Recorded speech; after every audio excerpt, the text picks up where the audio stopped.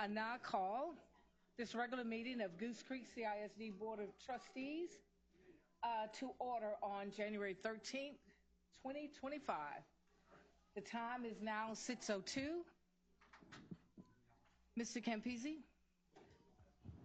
was the meeting properly posted? Yes, Madam President, it was. And do we have a quorum? Yes, we do.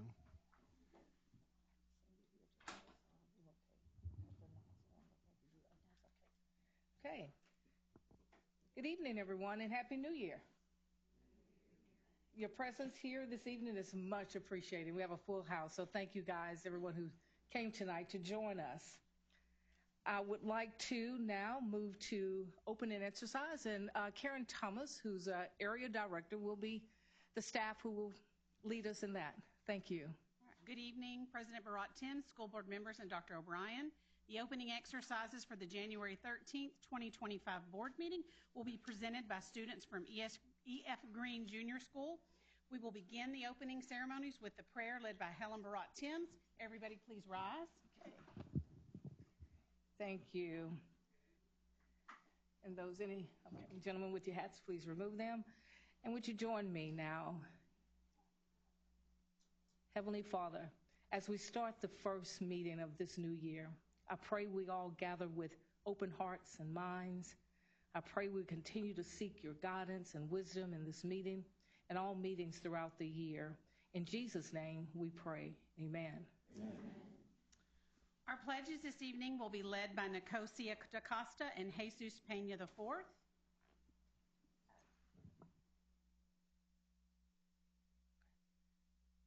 I pledge allegiance to the flag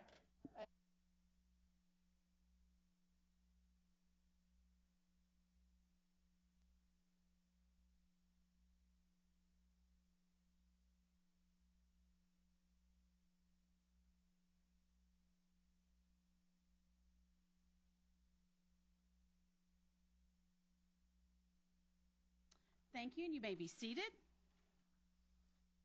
Tonight, we will, oh, yes, ma'am. Sorry, Ms. Thomas, we're going to have to make a motion for our agenda item to switch two things right quick. And I would like to seek a motion to amend the agenda to transpose 3 and 4 on the agenda.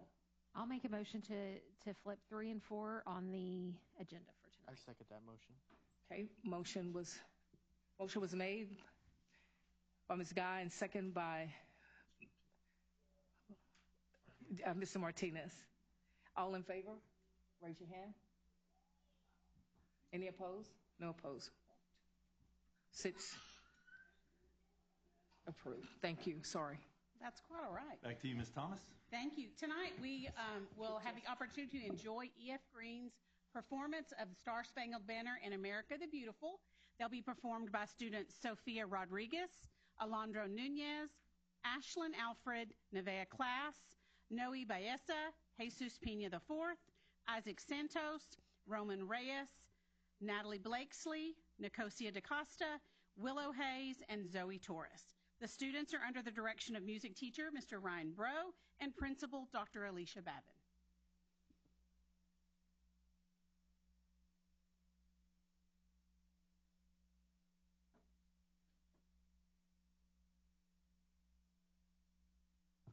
All rise.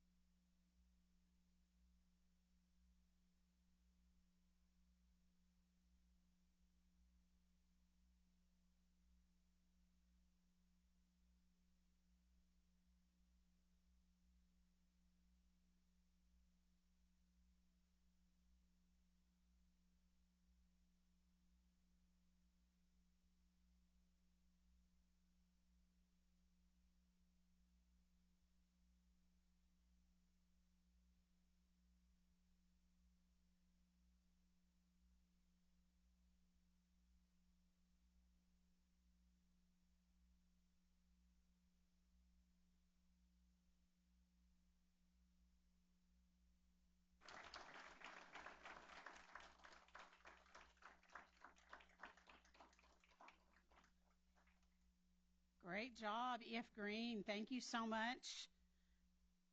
If we have any parents of these students who'd like to stand and recognize you as well. Thank you. Thank you, parents. All right. We'll now share tonight's recognitions and acknowledgments. We want to please welcome Connie Guerrero, GCCISD lead librarian, who will recognize students for reading achievement.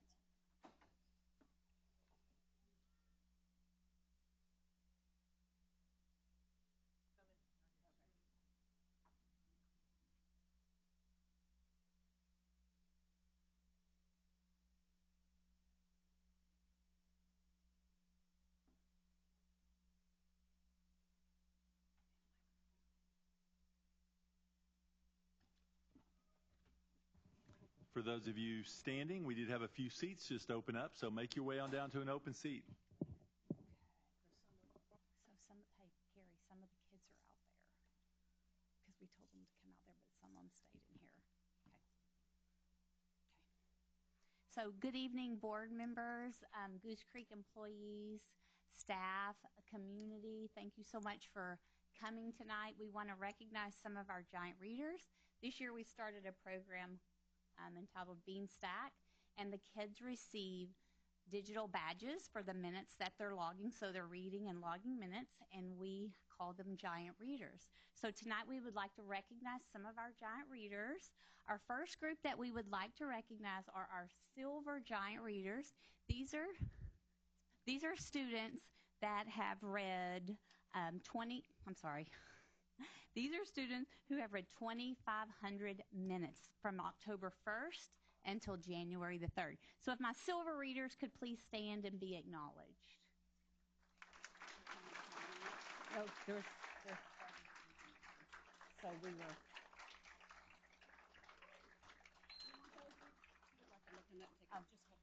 Okay, go ahead and come up. Dr. O'Brien would like a picture with you guys. Come on, silver readers.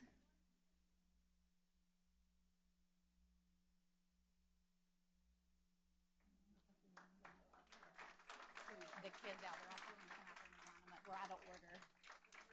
Yeah, there's readers out there. Tell them to go ahead and come back in.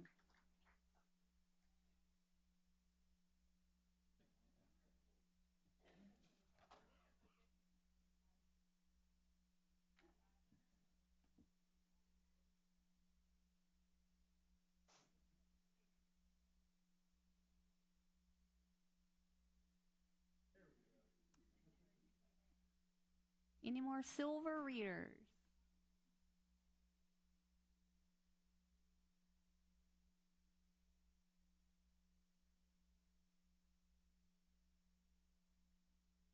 No, they're upper. They just need to sit.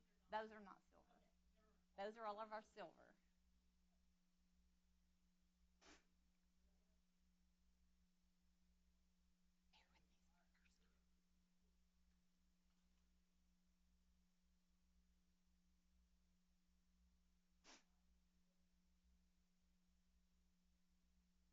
Let's give one more hand for our silver readers.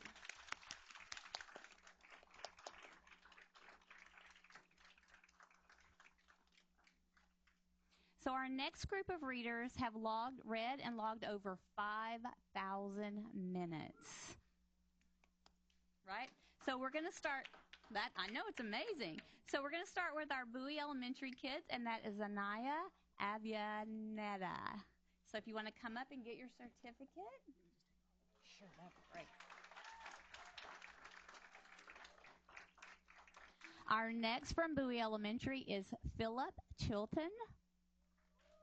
These are gold readers.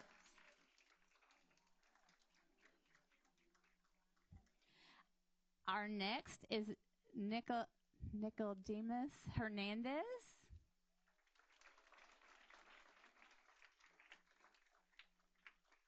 Our next gold reader from E.F. Green is William Bird.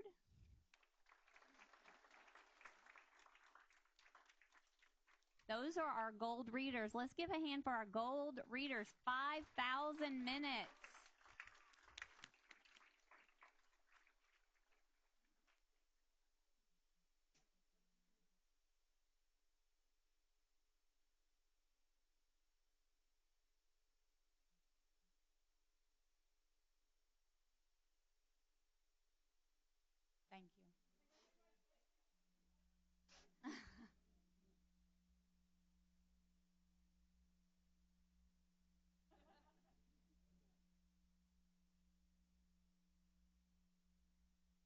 Good job. Good job. I'm proud of you guys. So our next level of readers that we would like to recognize tonight are our platinum readers. They have read 7,500 minutes. So we have a couple from Bowie. We have a Zahn Carl Doyle. If you could come up and get your certificate.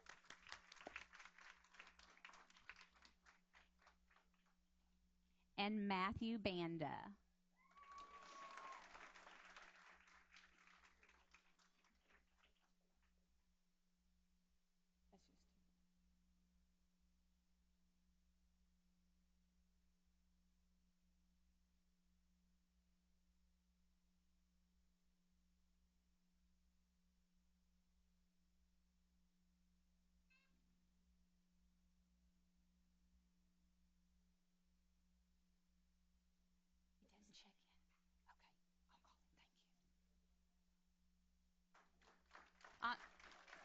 And I just realized that we had someone that didn't check in, so I want to recognize Isel Salazar as well as a platinum reader. Might be in the back. I'm sorry, Benji, I'm sorry. He is in the back. I had him organized.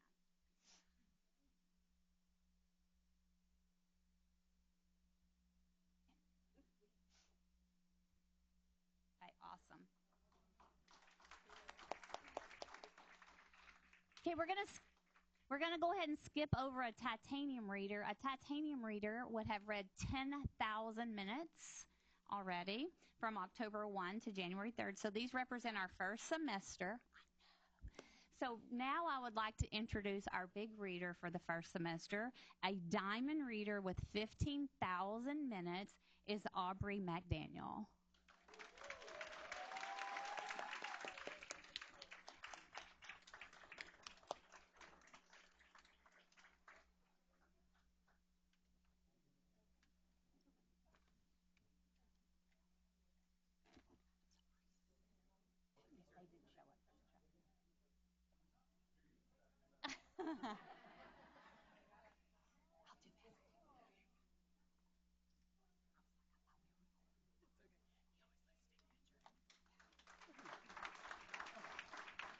Again, I want to thank parents for supporting our reading program. Thank you, board members. Thank you, staff. We appreciate you. And guys, keep reading.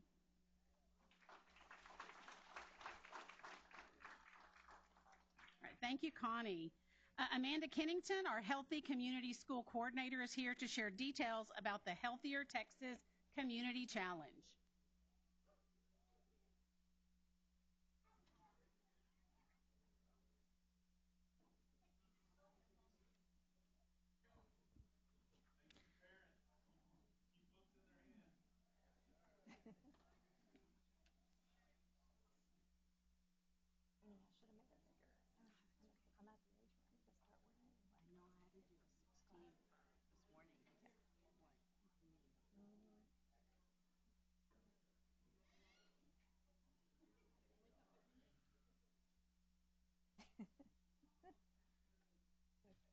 All right, good evening. Happy New Year.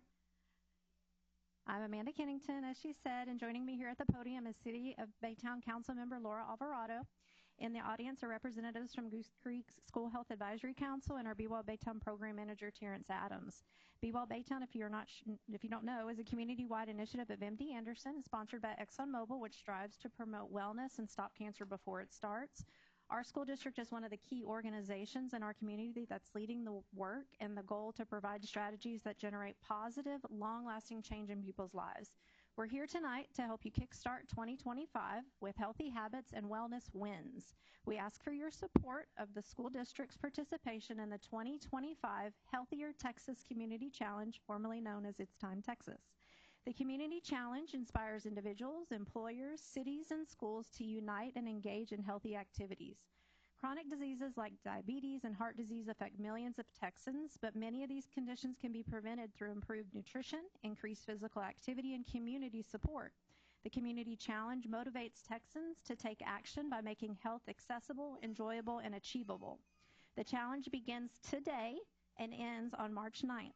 It is a free, friendly health competition where participants log hydration, exercise, and nutritious meals in a mobile app. You sign up by scanning the QR code. You have a flyer. Or you can visit texascommunitychallenge.org to register and download the free Community Challenge mobile app. On your phone, you can track activities, earn points for the community, engage in live webinars, and access educational resources and refer colleagues, friends, and family to join the challenge. At the end of the competition, the city and school districts with the most points in each size category are recognized for community health efforts. Did you know that Goose Creek CISD has ranked in the top 3 school districts in the state with the most community challenge for the past 4 years in our size category? And we're currently second in the state as of today right now. The district encourages students, parents, staff, and community members to use the district's recreational facilities such as tracks or walking trails, playgrounds, and the like that are available outside of the school day and be active role models for health. Building healthier communities is the goal, and we're recruiting like-minded local organizations and leaders like you to join our cause. Thank you, Amanda. And thank you all for having me back.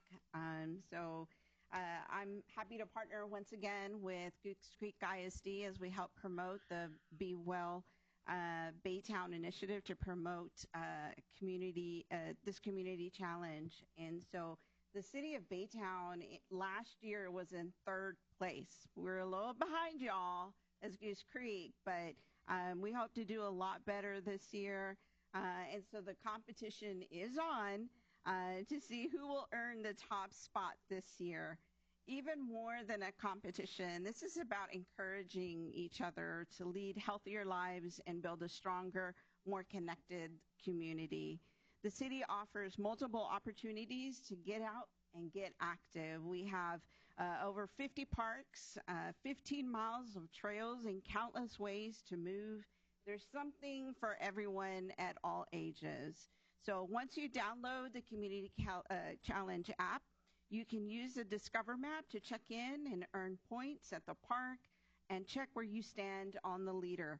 You'll most often see Sam heading up on our leaderboard. So thank you, Sam, for getting us all those points.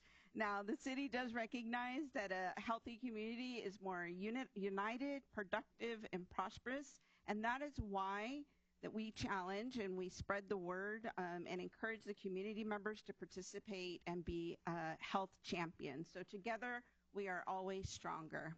Thank you. I think I moved that. So as we close out, we wanted to say thank you for taking the time today to listen to our spiel. We count on you to motivate and inspire others to prioritize their health. If you may, we would ask that you sign the Community Leader Pledge that's on the back of your flyer, pledging that you will help to foster and recognize the collective achievements of all of us working towards better health.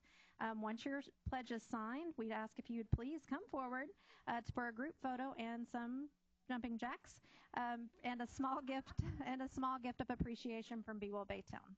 Thank you.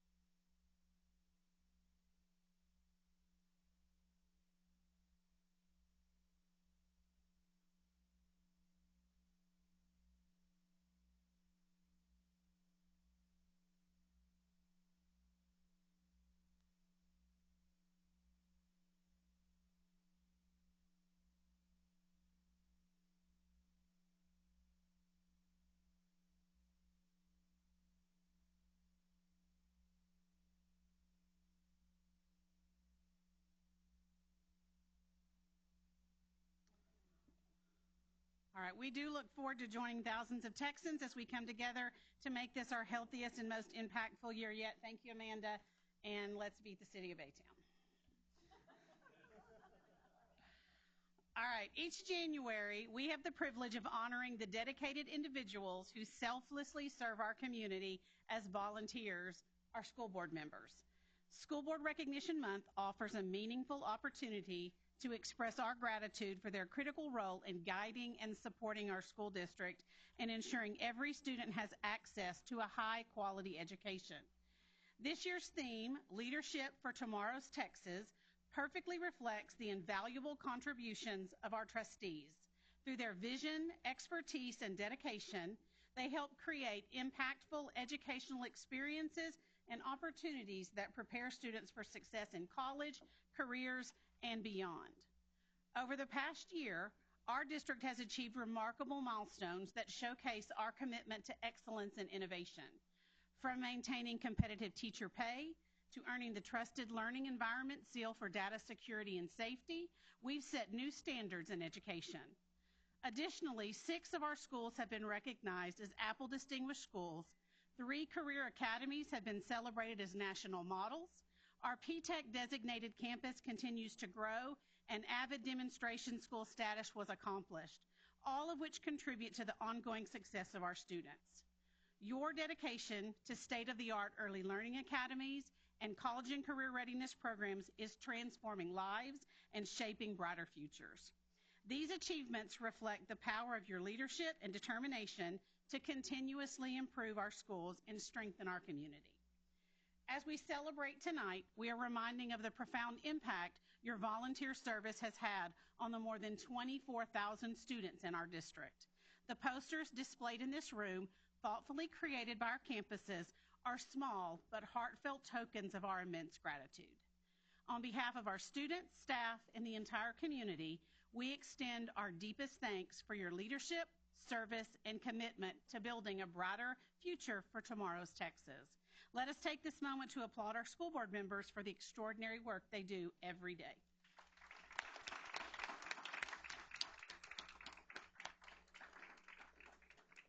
It is now my privilege to welcome the new mayor of Baytown, Charles Johnson, to the microphone, and he is here to honor our school board.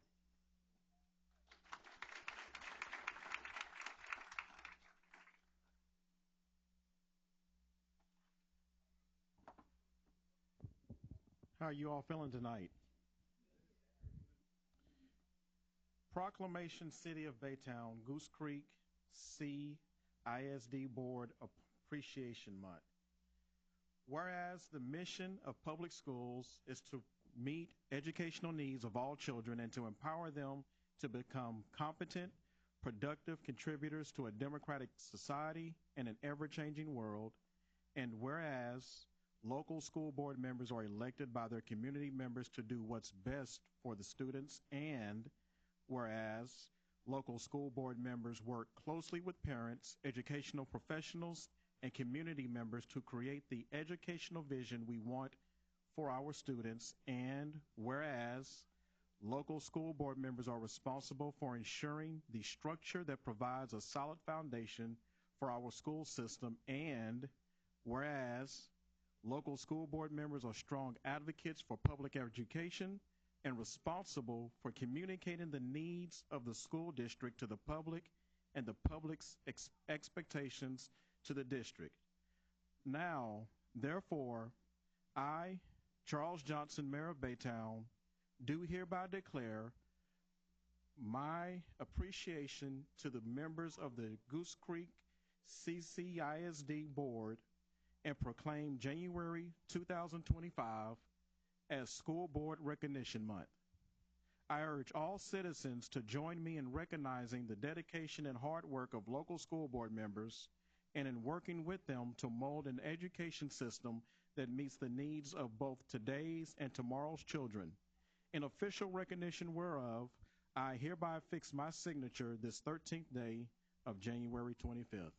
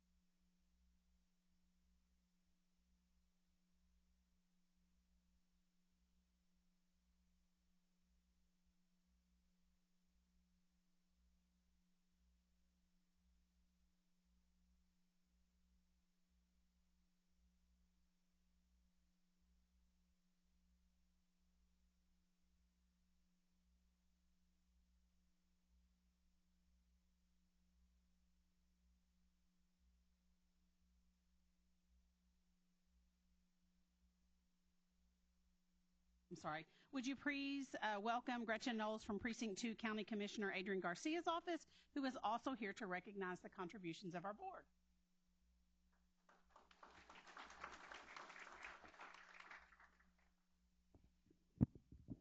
Better not touch that. Okay. Good evening, everyone. It is a pleasure to be here representing Commissioner Adrian Garcia. And as I've seen so many people in the audience here that are my friends and I grew up with or my kids grew up with, so there's a lot of meaning that comes personally to me to be here to represent my boss. So with that being said, I also want to wish everybody a Happy New Year. 25 is here. It has arrived. Sounds like something you would say, Helen. Okay, Harris County Precinct 2 Commissioner Adrian Garcia celebrates the outstanding Goose Creek ISD School Board member during School Board Recognition Month. And as you mentioned, the theme for this is Leadership for Tomorrow's Texas. I want to start by recognizing the vital role each of you play as leaders in our community. As trustees, you are at the helm of guiding our educational system, shaping policies, and making decisions that impact the lives of our students, teachers, and families. The mission of public schools is to ensure a quality and fair education for all children and to empower them to become the best versions of themselves, forming competent, productive, and contributing members to an ever-changing democratic society. The mission would not be achievable without the work and the efforts of you all. County Commissioner Adrian Garcia is honored to celebrate you, trustees here at Goose Creek, for your guidance and commitment to the district's students and schools. Your dedication, always hardworking, closely assigned Superintendent Dr. Randy O'Brien. I never know what to call him. You got so many titles. Randy's good. Your leadership is not just about setting policies. It's about creating an environment where both educators and students can thrive. Your collaborative work with educational professionals, parents, and other community members creates the educational vision for our students, which has led to their great success. We are deeply grateful for the dedication you show to ensure that every child receives a quality education. Your commitment goes beyond just meetings that you attend, but in hours of planning, collaboration, and decision-making that often happen behind the scenes. For all these reasons, Commissioner Garcia urges all citizens to join him in recognizing your dedication and hard work to meet needs of today's and tomorrow's children. And you're doing that one book at a time tonight. Love that. Commissioner Garcia honors each of you with this Harris County Precinct 2 Certificate of Appreciation, acknowledging your unwavering leadership in public education and continuous service to the students of your community. Thank you. Yeah. And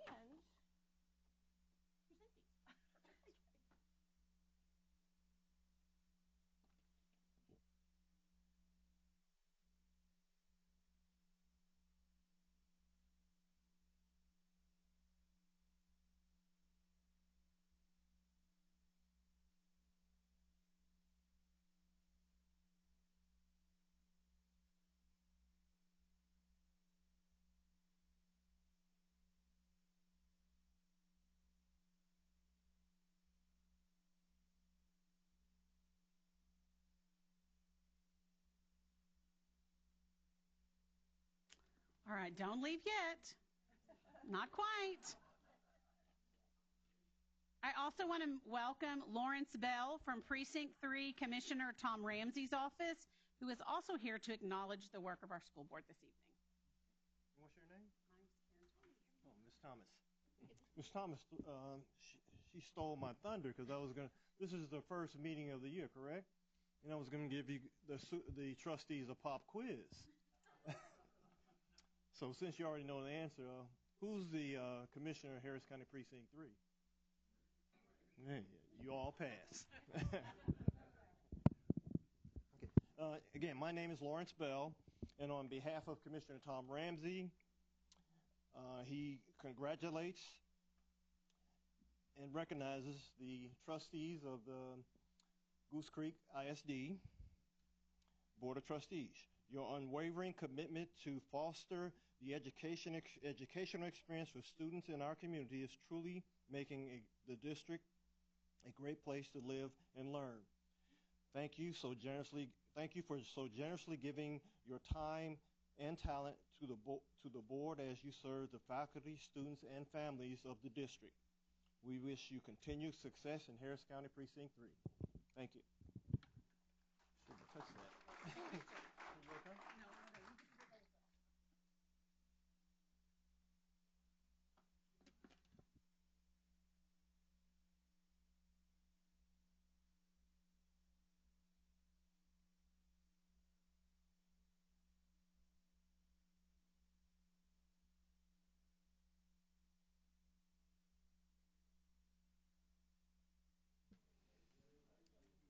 Thank you, Mr. Bell. And now you may sit down, board members.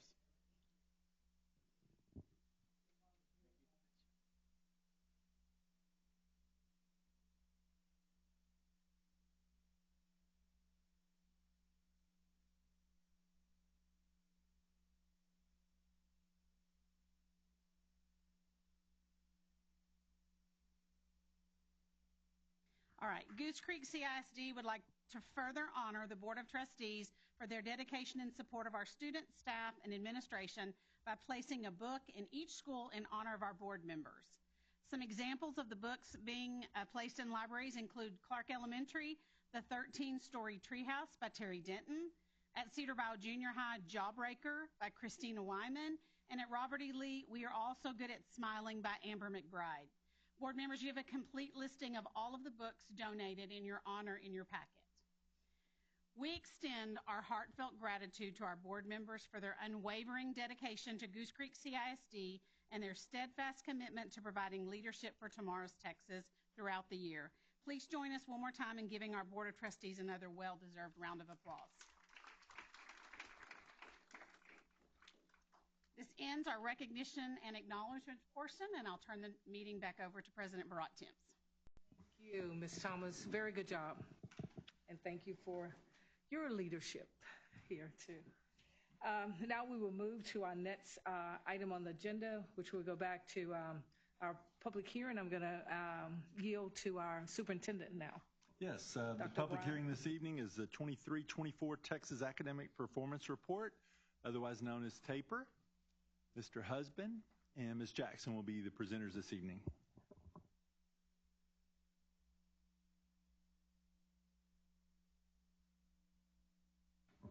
This is the one that would normally take about 2 hours to present, but I've been assured that it won't.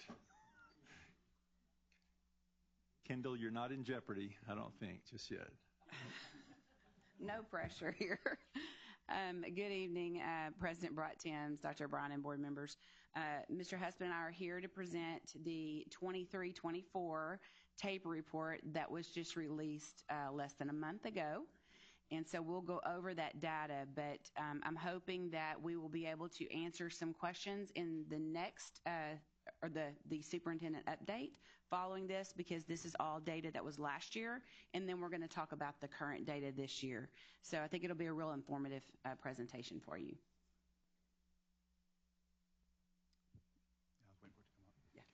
So the TAPER is compiled by TEA for every district and campus, and it uses two forms of data. It uses the PEIMS data and then the student data assessment data.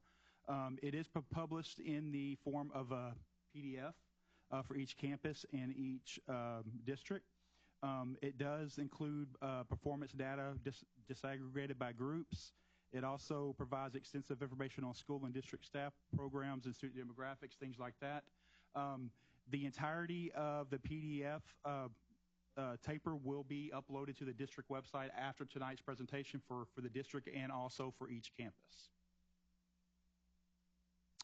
In section 1 of the TAPER, it always starts with a cover page. The cover page always has the accountability rating, unless for the last 2 years it has been delayed because of the pending court case, and so it is delayed.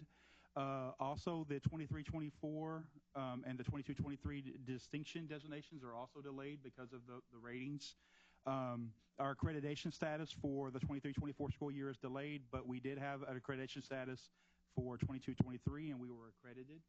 And then also, the taper also includes our first rating, which was presented by Bridget Clark at the December board meeting, and we have superior achievement in that, but that's also part of the taper. So some considerations before we dig into the data. In 22-23, there was a STAR redesign. They did implement new types of questions, and there was also a different scoring system.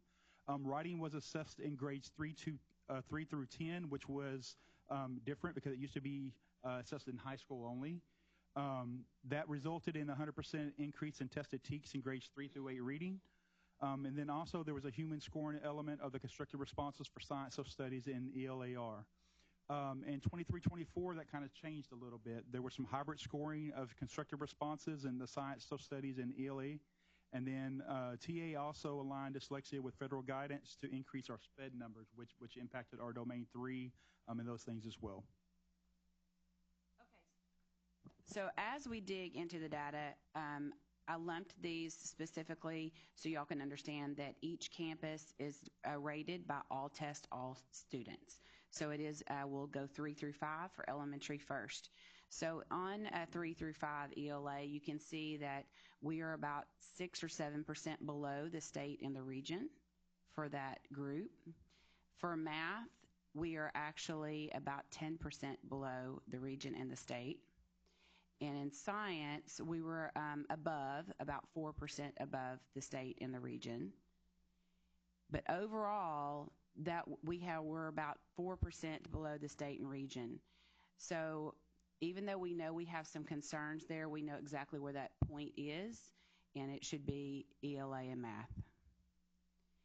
In junior high, we're running about 9% below in ELA. We're running about 5 to 6% below in math. But our huge concerns that you're going to hear, we're going to talk about in a minute, are our science. We're running about 10 to 11% below. And our social studies is our big hit with about 17, 18%. So that is a scar on us. So I'm very worried about that one overall. So when you look at it in those groups, you can see that your science and your social studies is where we took our hit, which is why we're running behind at 58% to 69% against. So if we, in itself, corrected science and social studies, we would be at or above state average. So that's going to be our focus point as well. And of course, we're running about 6% below in English, about 5% below in English 2, and then we are just barely, pretty close in Algebra 1 with about 3% or 2% actually. And then history also about 2%, right at the state and the region, and the same for biology at about 2%. Overall, we are, if we focus our efforts in English at this place, in math, you'll see that I think that we'll see some great gains. What helps us here is that our CCMR that I'll go over in a minute is what pulls up our numbers, our averages for our high schools. So on our CCMR, you can see we're way above the state in the region with almost 90% to they're about 75%.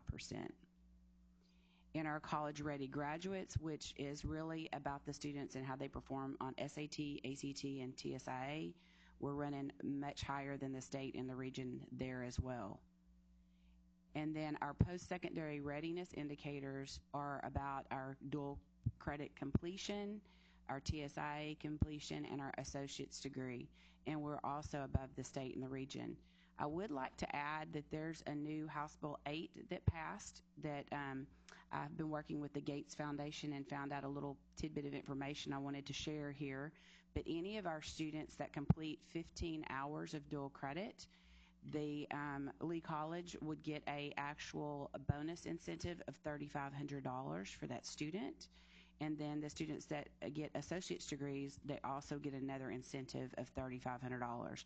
So I say that because that's great for Lee College, and they are looking at providing some more additional advisors. But one of those students, they're receiving more funding with that and the FAST for that than we do for the student for the entire year.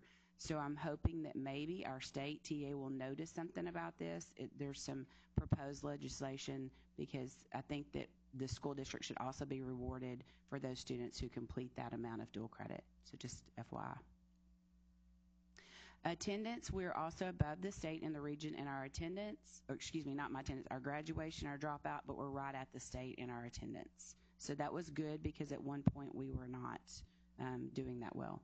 And again, this runs at 22, 23 years, so it's a year behind. And so we're required to also upload the TAPER glossary. It kind of goes through and explains what the TAPER is in each component of it. So we wanted to include that there. That will be uploaded with the PDFs, the district PDF and the campus PDF. There is other data that's found in the TAPER, and those departments will be reporting those. The PEAMS financial stance report, again, it was reported at the December 6th board meeting. The special education determination update will be provided by the special education department on February 17th, and then staffing updates by human resources will also be provided on February 17th in form of a superintendent's report. And then on our superintendent's report, we'll have all of our 4 cores will be up, and we'll be diving into the data for you to go over how we are standing this year in our projections. Are there any questions from you or from the audience? Okay, thank you so much.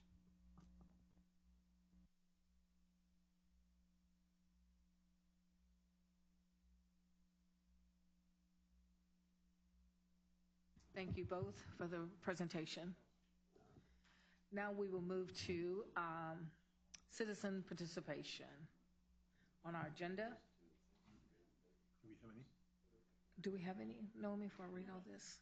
Okay, I don't have to read all. Okay, great. We have no one assigned to speak tonight, so thank you. We will move to item number 6 on the agenda, and that is approval of minutes.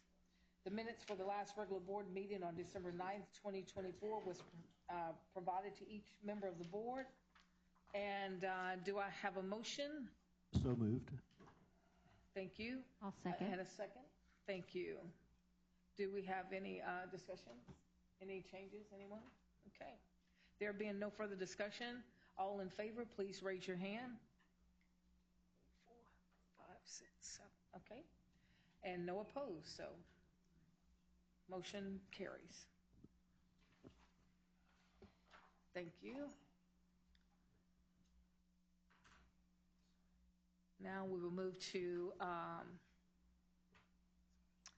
7, discussion items. Superintendent report. Dr. O'Brien, President, yield to you now again. Yes, ma'am. Madam President, you just saw the TAPER report, which tends to be somewhat technical. The report you'll be receiving following this, coming up right now, is the 4-core report. It's what are we doing now in regards to that. So Ms. Jackson will bring up her team to talk about the current plans.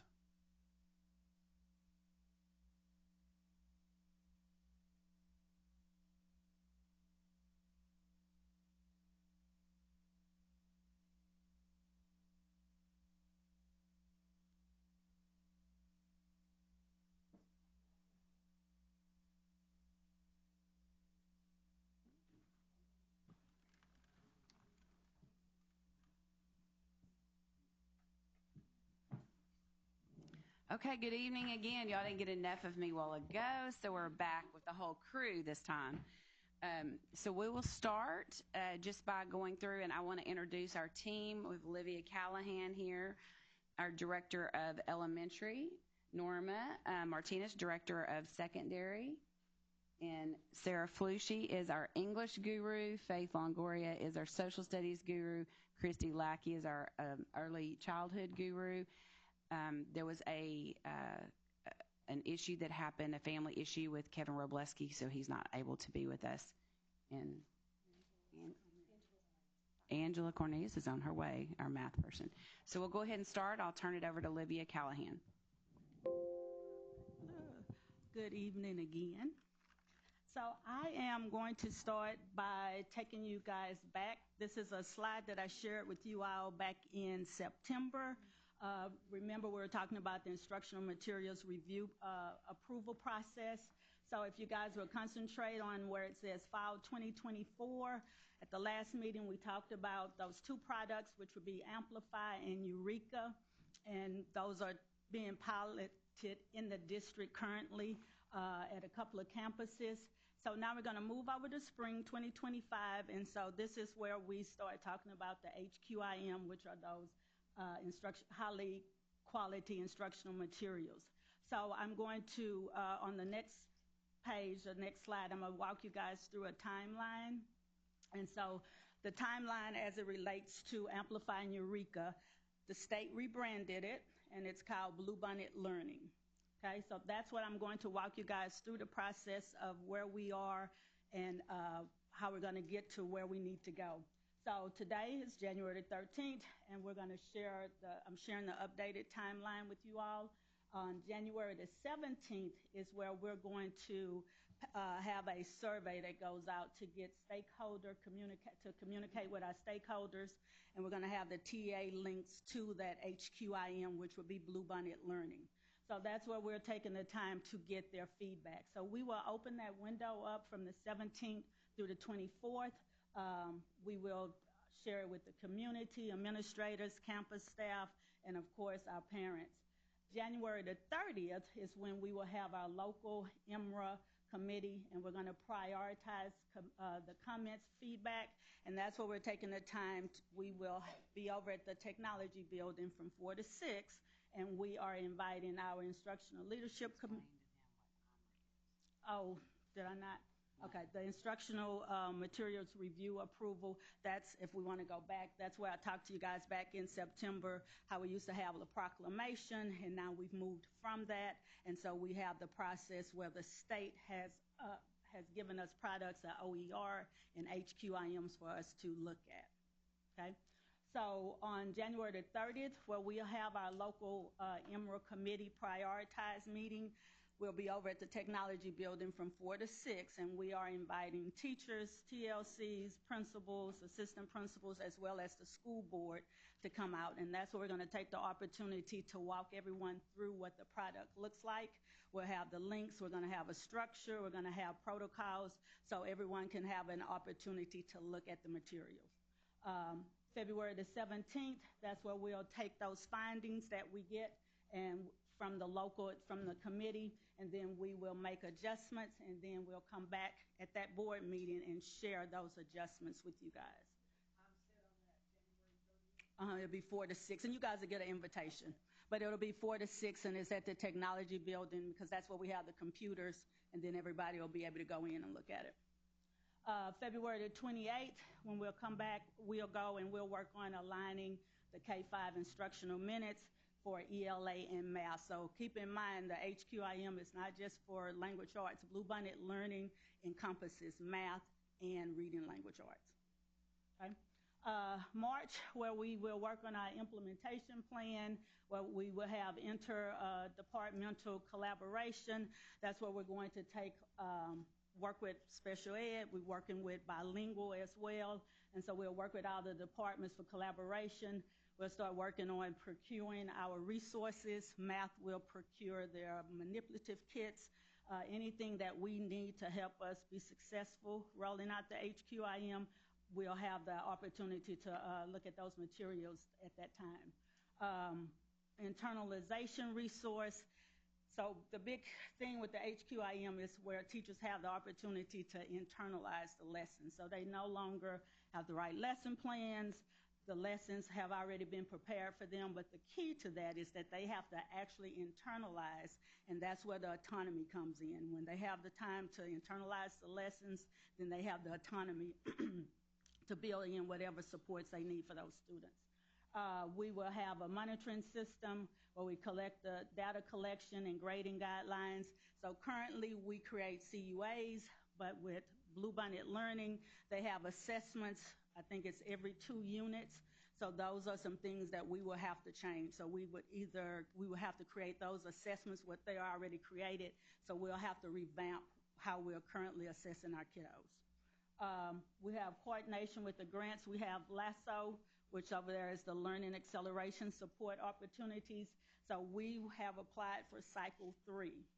Cycle 2 is what we have math is currently doing with Eureka and Carnegie, which that means that they are in the planning stages.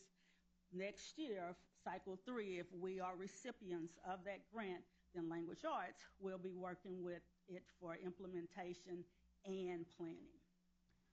And then we have the Texas RL grant, which we're working with them as well. So they're helping us get systems in place, coming up with an action plan so that we can roll it out seamlessly. Then if we move over to April 2025, we'll have curriculum management, and that's when we roll out the calendars, the units, the lessons, develop professional development, which we're in the process of developing now, because when you're rolling out a curriculum and doing a mind shift, you don't want to wait till the last minute. So we are actually working on upcoming PD. Then in May, we'll have the onboarding, procure the digital access for staff members, train teachers, administrators, distribute print materials, and then when school roll around in August, that's what we have the time for. We'll start implementing, monitoring with our coaches, model for our specialists, our TLCs, monitor the data to identify areas of strengths and need, and then address any needs that we need to and any adjustments as we roll out the HQIM. Any questions on that part? I do want to add that we clarified and made it very clear that through this, that it does not dictate the lessons. They say, here's the scope and sequence, here's your materials, but we decide as a district what lessons we teach through this curriculum if we move forward with that. Mm-hmm. You brought up, and maybe it's may not with you or someone else, but I'll get when we get through the report, but if I'm off, then just tell me I need to wait. But you mentioned Eureka quite a bit, and I know that's a big program that's in the pre-K, the Fuel and Brain side. Am I correct? No. That's not part of it? No. That's not? Oh. It's not. In kinder, though. It's in kinder? Yeah, so okay. Eureka is in kindergarten all the way up to 5th grade, and then Carnegie is our secondary pilot. So we're starting, this is a new pilot with Eureka. So right? Eureka and Amplify, currently we are piloting those now as a district. Right. This is our third year. This is our third year. Mm-hmm. Okay. All right. So it's really not a pilot. We've added some grade levels and campuses each time. Oh, okay. And how's that been? You've been seeing progress with that? We have. So I can speak to Amplify for sure. We have utilized Amplify, which is rebranded as Bluebonnet Learning. And so one of our comprehensive campuses actually was using it for 3 years, so in 1st and 2nd grade. And so our 3rd grade for that particular campus had the most growth out of most of our elementary campuses from using it those 2 years. Outside of good instruction as well and good leadership, but we did see some growth when we were using the program. So that was part of the decision made to where we were lacking to add this so we can move forward and getting the kids where they need to be, because we're definitely looking at those children who were just on laptops. That's right. That's right. Exactly. And so, when we brought it in, we wrote the grant. It was part of T-class. Okay. But you knew, I kind of sort of knew the state was going to creating their own curriculum. I mean, it was just the next best thing that I knew that they were going to do. So we did pilot at 5 campuses, and so we have it currently at our comprehensive campuses, K through 3, as Amplify. And then we have it at one particular grade level at another campus as well. I just had one correction. You said if we get the grants. You're right. Positivity. Sorry. When we win, we get the grants, then, and we will be recipients of both grants. From my mouth to hopefully their hearing. They better. Anyway, we better. I wanted to also say Amplify is really one of the iffy, people are making all the comments about Amplify, but Amplify was put in at Baytown Junior, and they performed the highest in the district at the junior highs. It's really one of those things like any other BOC curriculum. You have to go through and work with it and look and see what it is and how to make it Goose Creek. So. How do we know they perform better than anyone else? I can get you that. You have it, actually. In my secret... It's in my secret code from Mr. Husband? Yes, you sure do. And it has them all listed. And so that's pretty exciting to me that they scored above everyone else. So we have the data from that. I have a question. It says order materials. Are there any special materials that need to be ordered for this that we anticipate? No, for Eureka Math, they have manipulative kits. So that's for sure. And then for Amplify, most of it are things that they will print for us from Region 4, and it's like word cards, alphabet cards, different things that will be on heavy-duty paper, so that is easy for the teacher to manipulate, but nothing out of the ordinary that a normal classroom wouldn't have. Thank you.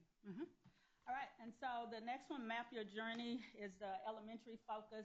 So I'm going to kind of walk you through some of the things that we have going on in elementary. One of the targeted initiatives that we have at our 3 comprehensive campuses is called Ignite, and it is a interactive tutoring face-to-face where we have a group of maybe about 14, 15 kids, the bottom 5% in each grade level. And so Ignite, it's on computer, but there is a live tutor tutoring the student 15 minutes a day, every day during the week.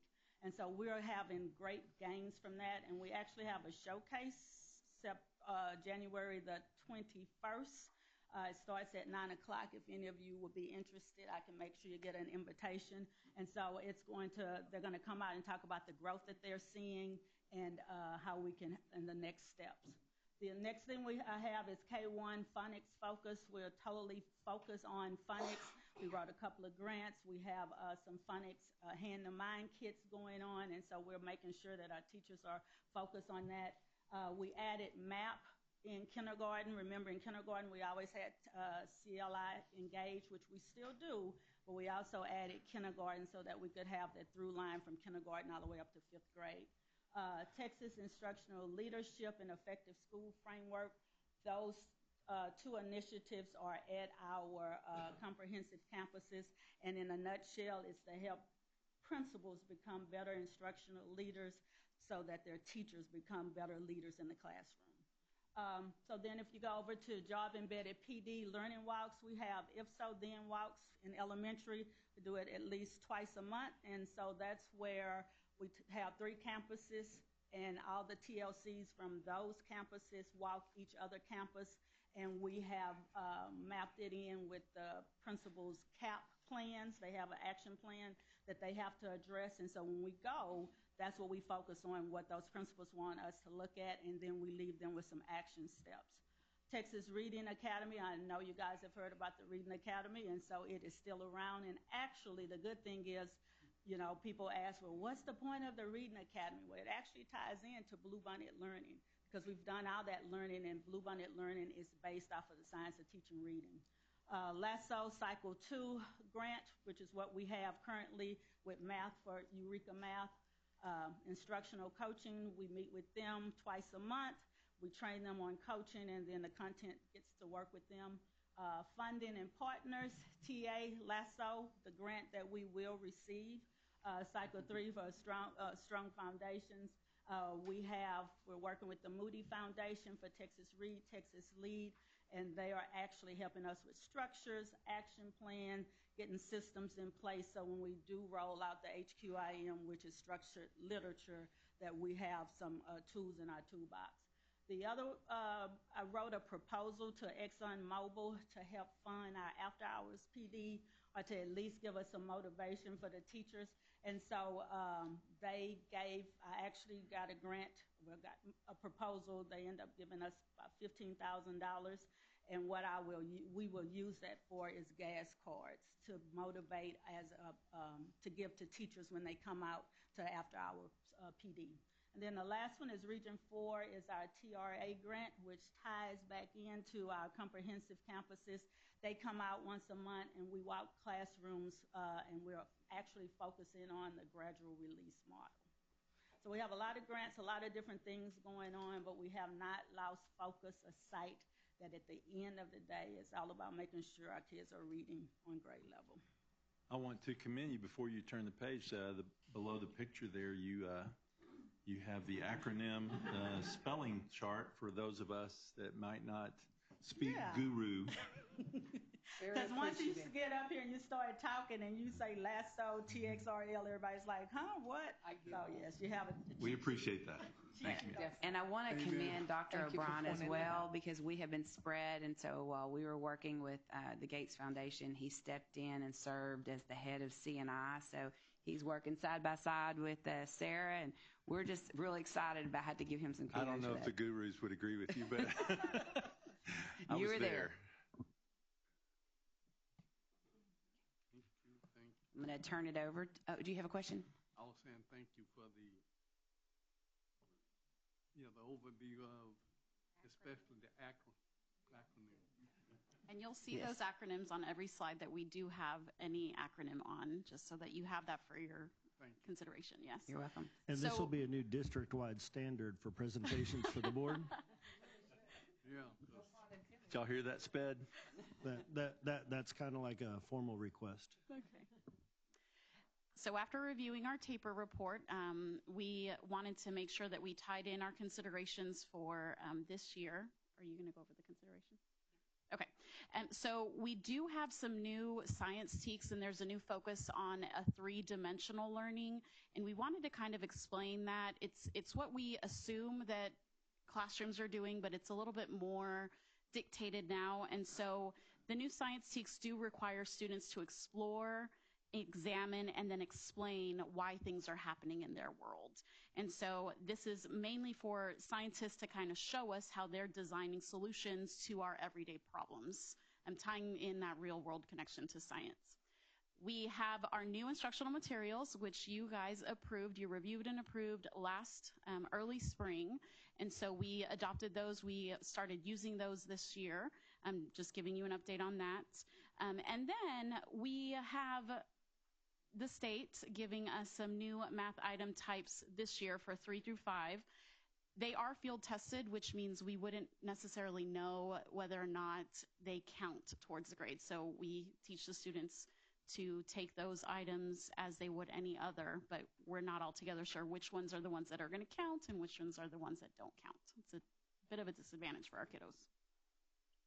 We identified some of our challenges after our scores came in at the end of last year, and we wanted to break those down, and you'll notice that we have 2 slides. We have challenges identified, and then those challenges are directly related to our targeted improvements.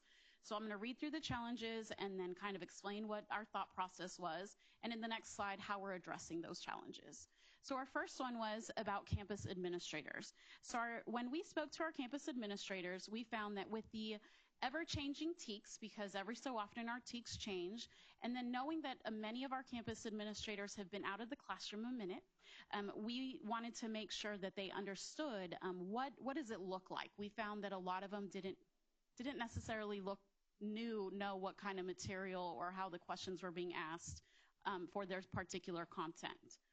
We also noticed that we had very large gaps between our state score with our district scores and the region and the state scores that we wanted to address.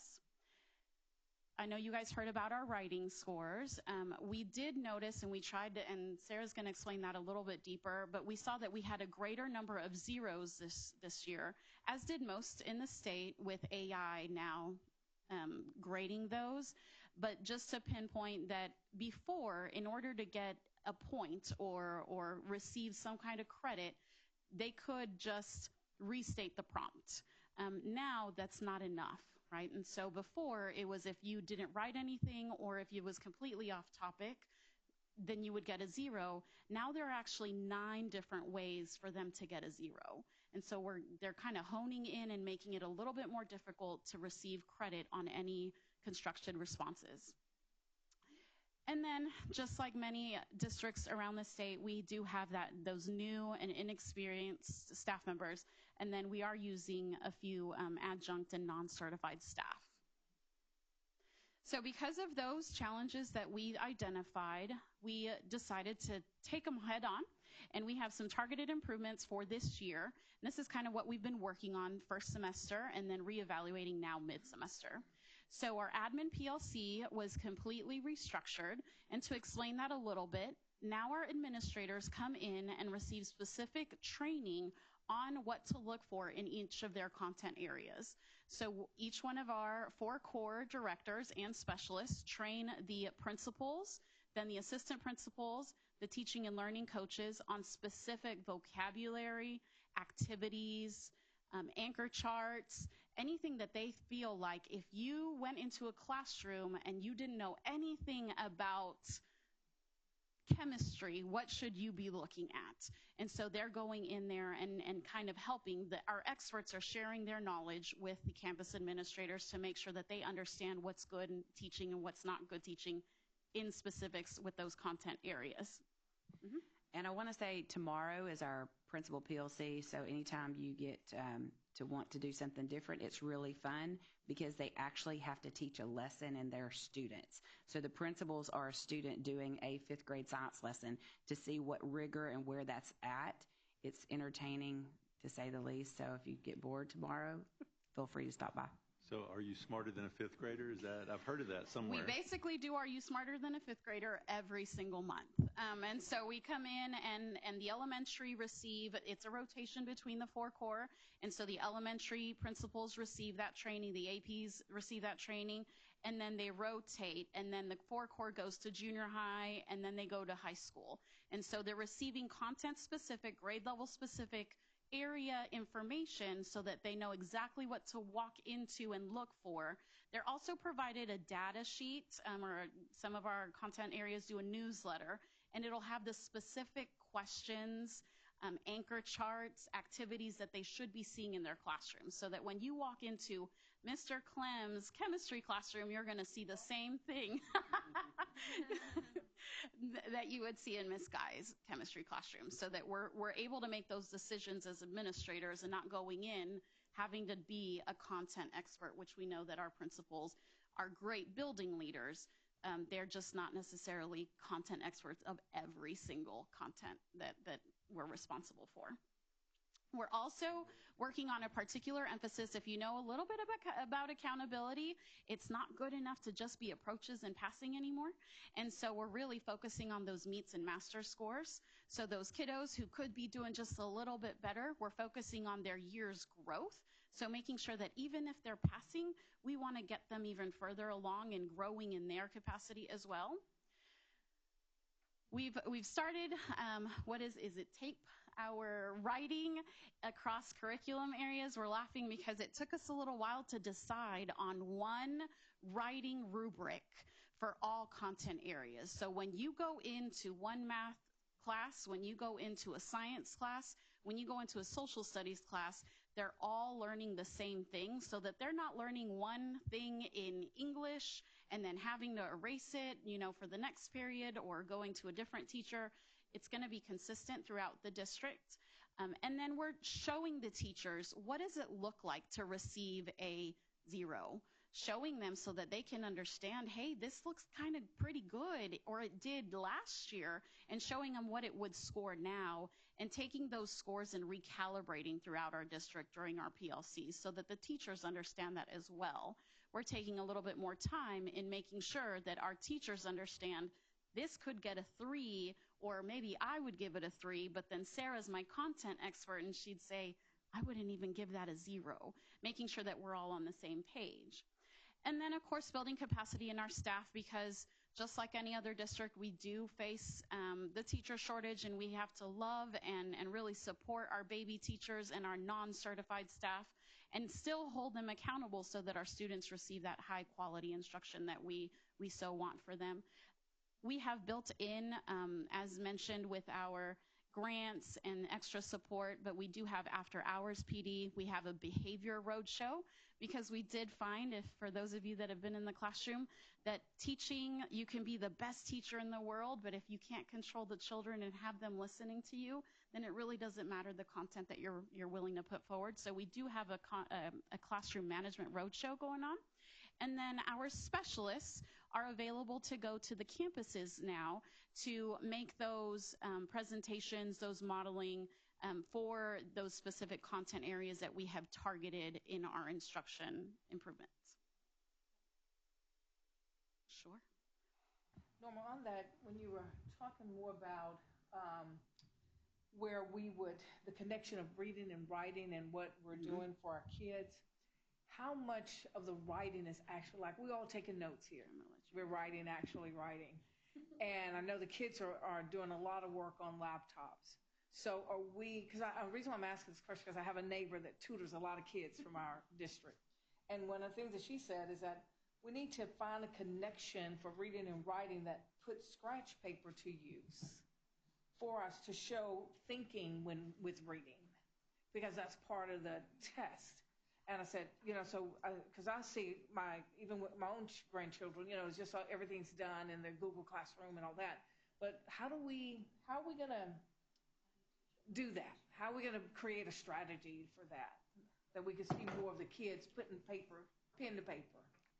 We have curriculum written that really recommends to teachers that the students need to be handwriting this, because one of the things we do in our trainings is we talk about how every time you handwrite, you're crossing the midpoint of the body, right? And that reactivates the brain. It's really important that students are putting pen to paper.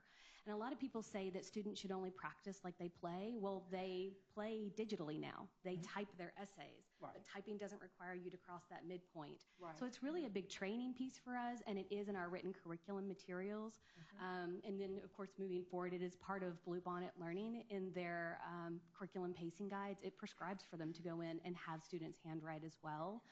So it's just a big training piece and kind of an ongoing part of what we do with teachers. Yeah. It's just kind of debunking that myth that they should only be typing since they type on. Because it helps them with the thinking. Correct. Is what I'm saying. And that's it part absolutely of what I does. heard that we were getting the zeros on. Yeah, we know that handwriting and crossing the midpoint of the body also helps to transfer information to long-term memory. There's just a lot of research around written forms of writing.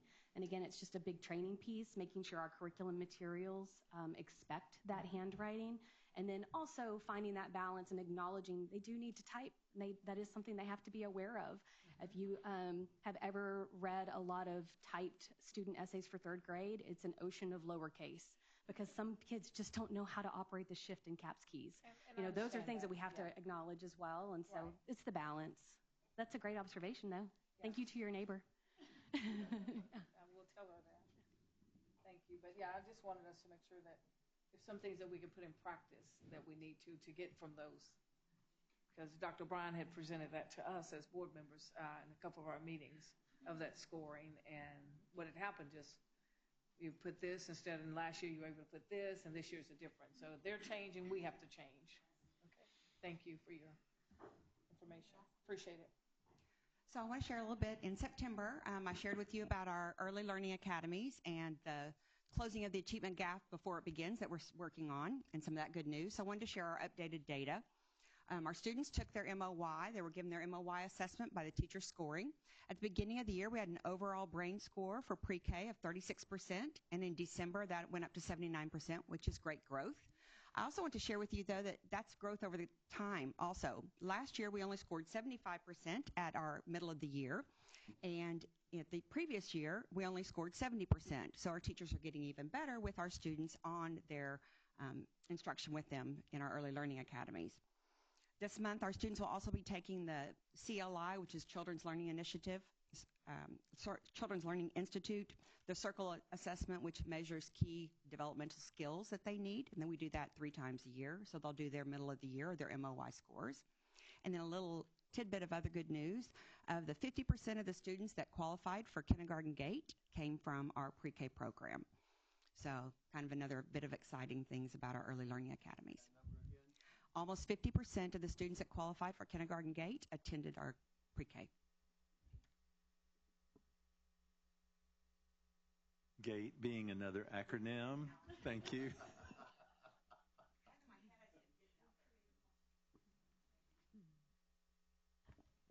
Good evening. For social studies, one of the things we want to talk about as the forecourt is to go over some of our focuses for this year, as well as some of the most recent data that we've started the year with. For elementary social studies at the pre-K level, for kindergarten through 2nd grade, our initial focus is vocabulary. We're doing a lot of vocabulary and visual stimuli in our guided reading stations for K2 social studies instruction.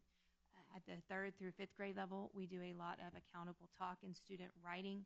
The idea is to get those kids processing at a higher level, getting them talking about the social studies content, using that academic vocabulary, and developing the practice of writing in social studies. We use a lot of social studies stimuli, for example, maps, graphs, charts, as well as visuals, a lot of reading excerpts because our social studies is very reading heavy with primary source documents. So we use those stimuli, and it helps to support a lot of the different things because we're supporting ELA with the reading, with the graphs and the charts that we're using within our social studies instruction. It's hopefully also helping our science and our math teachers as they're using those same processing skills. One of the difference for us is we work through the elementary at the upper grades is trying to get them to think more critically about those stimuli because the test that they're eventually going to have at the junior high and the high school level isn't going to ask them factual information that is on the graph or the chart. It's going to ask them to inference and draw conclusions about the information that's on the chart. And those are kind of skill set that have to be started really young. And so we're trying to work continually with those in the resources that we have to help start that at the lower grade levels as best we can. At the secondary level, our big focus has to be with Tier 1 instruction, making sure that the activities that are in the classrooms align to the level of instruction that we have. One of our big issues with our STAR and our EOC test is more than 75% of those test questions are at the application and the analyzed level, which requires critical thinking. And that critical thinking doesn't come on accident. You have to practice that. It's almost like a muscle that you have to shift. So getting them to look at excerpts and read those, we're doing a lot of practice with brain dumping, trying to get them to think about it because the answer is not going to be in the excerpt, just like the answer is not in the chart. We need them thinking about their instruction and making those bigger connections when they come back to the question. So trying to make sure that in our lessons and our activities, the teachers are teaching with that kind of rigor within the classroom. One of the things that we did this year, especially at the junior high, is we created lesson plan documents that have suggested processing activities. So those student-centered learning activities we have at the junior high level, we have those embedded in their weekly lesson plan activities. They're recommended for the teachers. We're trying to encourage them to do those level of processing skills that are required in order for them to be successful on the state testing. We're also putting a strong emphasis on short constructed responses for social studies. The social studies AI really kind of threw us for a loop last year in how they changed the structure and the rubric. So we're trying to make sure through having more than weekly SCR, we call short constructed responses, SCRs, another abbreviation, but having those writing opportunities frequently throughout the week that are not only STAR style or EOC style, but also critical writing to help kids process. If you're writing, you're thinking, and so trying to make sure that we're encouraging kids to write through that. We do a lot of frequent checks for understanding. We want the kids talking, so think, pair, shares, turn, and talks, making sure they're using that academic vocabulary and getting them to kind of process through the content information. We're a very content-heavy course, and so we're wanting them to think and have the opportunity to interact with the content as they're learning, and we want them writing. So exit tickets, turn and talks, all of those kinds of things that help the kids interact more with the content that they're learning. And then, of course, the embedded vocabulary. We did a real shift this year. We're doing the 7 steps to a language-rich classroom. Instead of front-loading vocabulary, which has kind of been the bread and butter for a long time, we're doing the embedded. So as you're teaching the content or as you're teaching that primary source document, teaching you the vocabulary in context. A lot of our primary source documents that the kids have to read are from the 1700s and the early 1800s, a lot of archaic language. And because, sorry, I'm not looking at you guys because it's hard to turn. But it's a lot of archaic language, which is really hard, especially for our SPED and our emergent bilingual students. So trying to make sure that we're giving them those concrete strategies to help them read through those passages when they get to hopefully to the STAR test. This is our social studies data as we have it for this year. This year, end of November, right before Thanksgiving break, through conversations with Ms. Jackson, we identified that we needed an additional data point. We didn't want to wait. Although we have the common unit assessments throughout the year, we wanted something before the spring benchmark to be able to have more viable data for planning for the spring. And so we put together a benchmark that we gave in December with the students.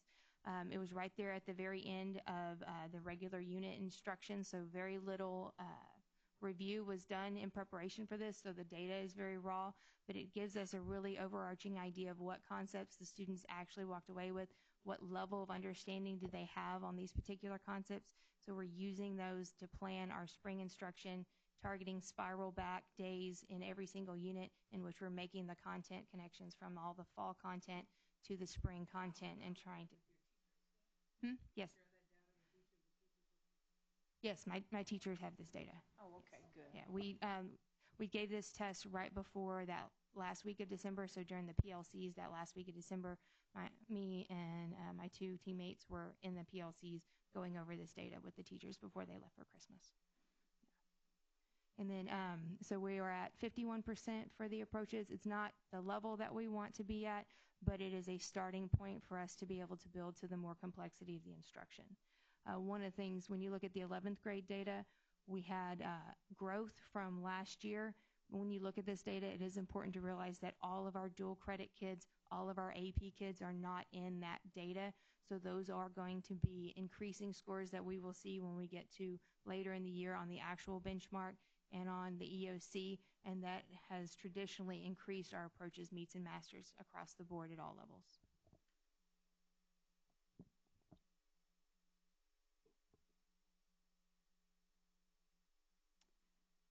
Kevin couldn't be with us, but I am going to present the science focused as best as I can. I asked lots of questions to be ready for you guys. But in our science, we want to remind you that we are implementing some new TEKS this year, and then we did have the new materials. The biggest thing in elementary is that there is a new focus in using that phenomena to make connections in that 3D learning. So I explained that we're doing the engage, explain, explore. And so we're making sure that the students can try to explain what's naturally occurring in our environment, and then using scientific vocabulary to predict what might happen, knowing what has already happened. That's a big deal in elementary, making predictions.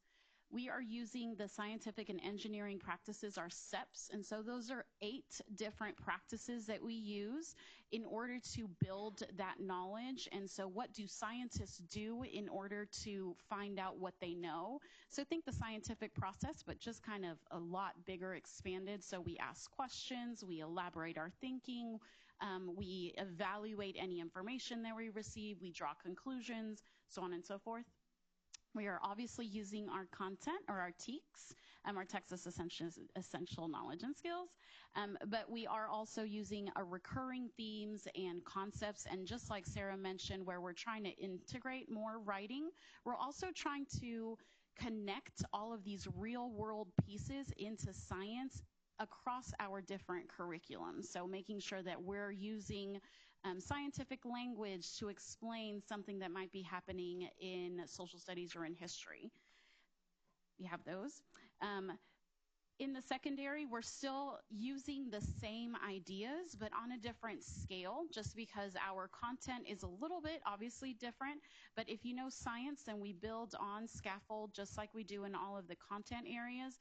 Making sure that the students are able to explain their thinking is a really big idea, especially in the secondary campuses, in the secondary world, because the students may know, why when the sky turned the gray, the clouds are gray, why we know it's going to rain. It's being able to explain in a scientific way how we draw those conclusions. So that's our focus in science. We want to show you 2 pieces of information. If you know our map data, we only do that in certain areas of our in certain content areas. This is our beginning of the year, and so it gives us a snapshot of where the students are coming in at the beginning of the year. And we do this in 5th, 8th, and 9th grade for our science.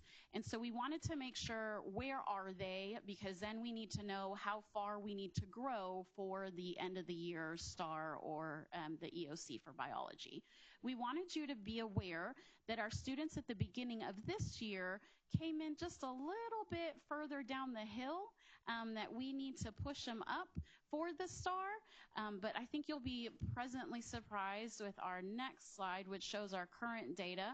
If you note, in 5th grade, we are just 1 or 2 points shy of last year's students, even though there was a large gap. So if you want to go back, look at our gap from last year to this year, and then we're closing those gaps in this year's data.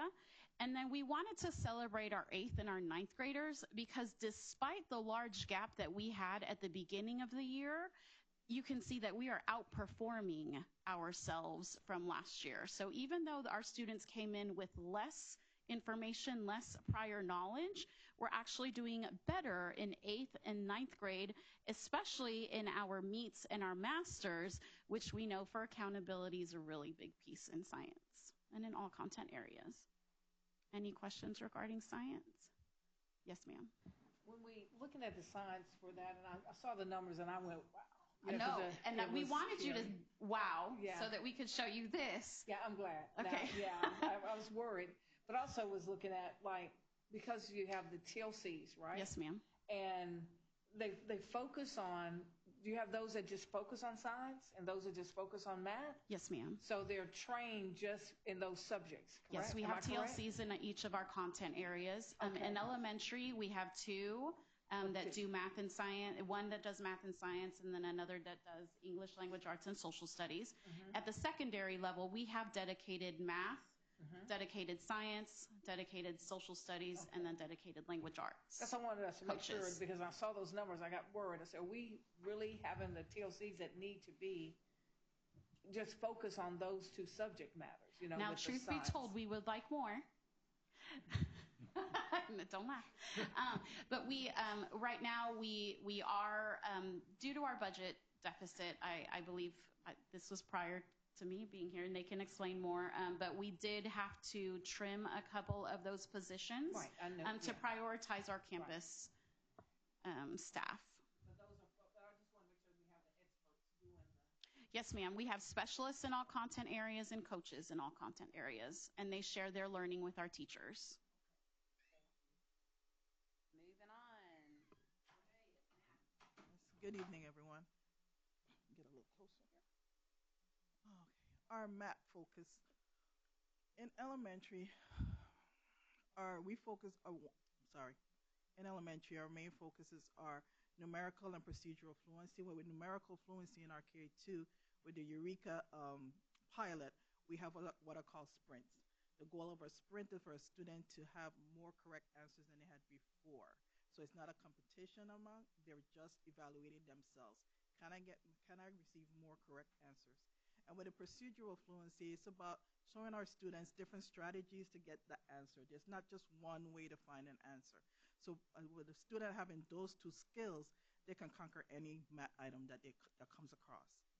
And our instructional model for problem solving is the read, draw, write. They read an item, they create a model for that item, and then go ahead and solve that item. Also, we have our effective use of manipulatives. Our K2 grade levels do a great job with our manipulatives. It's the 3-5 grade level. So with 3-5, that's where we work with those teachers on how best to use the manipulatives to be successful. The manipulative is an entry point. It's a hard, concrete example for our 3-5 students. We also work with our elementary campuses on our TEAC-aligned workstations. That was an area that we saw that our teachers needed some improvement with, is those activities for those workstations. They were not on grade level, so that's what we're working with teachers on, making sure your activities at each of those stations is on grade level and to the rigor of that standard. And last, in elementary, productive struggle. Some of our teachers were saying, oh, my babies can't work on this. Oh, this is too hard for them. So we're working with them on the appropriate level of struggle for those items, the appropriate level of difficulty. When you scaffold, making sure we can identify when they scaffold it too low or when they scaffold it not enough. So just working with our teachers on those productive struggles. In secondary, our focus for secondary is that tier 1 instruction with our teachers. In secondary, we focus mainly on the PLC, whether it's a district PLC, a campus PLC. We work with those teachers on backwards design, looking at the assessment, making sure they understand the rigor of the standard. And then once you understand that TEAC and the assessment, which shows mastery, then we look at activities. What activities can we have in the classroom to make sure those students are successful? So it's really about tier 1 instruction. And also in those PLCs, those teachers got an opportunity to practice that lesson delivery. Because we do have a lot of new teachers, new to the grade level, or maybe not certified in teaching our secondary courses. So by having that opportunity to practice that lesson has been beneficial for those teachers. We are also, as Ms. Callahan mentioned before, we do have the grant, the LASSO grant, where we are piloting some high quality instructional materials. So that's another focus for us, making sure our teachers can internalize those lessons. In elementary, our high quality instructional material is Eureka K2. And for secondary, only in our honors courses are we piloting Carnegie Learning. Carnegie Learning is a rigorous program. It is on grade level, and it is a different way of teaching. So our teachers really use that time to make sure they understand the intent of that lesson and then make that lesson their own. Last, another focus for us in secondary, we do have a partnership with University of Houston Clear Lake with our emerging bilingual students at Horace Mann and CBJ. We have a partnership where one of their adjunct instructors work with our teachers with our EB and some strategies for supporting those EB students. 1 week will be professional development. She comes the following week and actually coach those teachers in their classroom.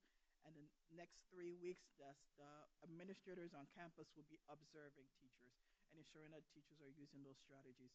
So far, our data is showing promising. At Cedar Bayou, our interim data from last year for this first interim was 26% approaching. We're at 44%. And for Horace Mann, our approaches for interim last year was 35. We're at 47.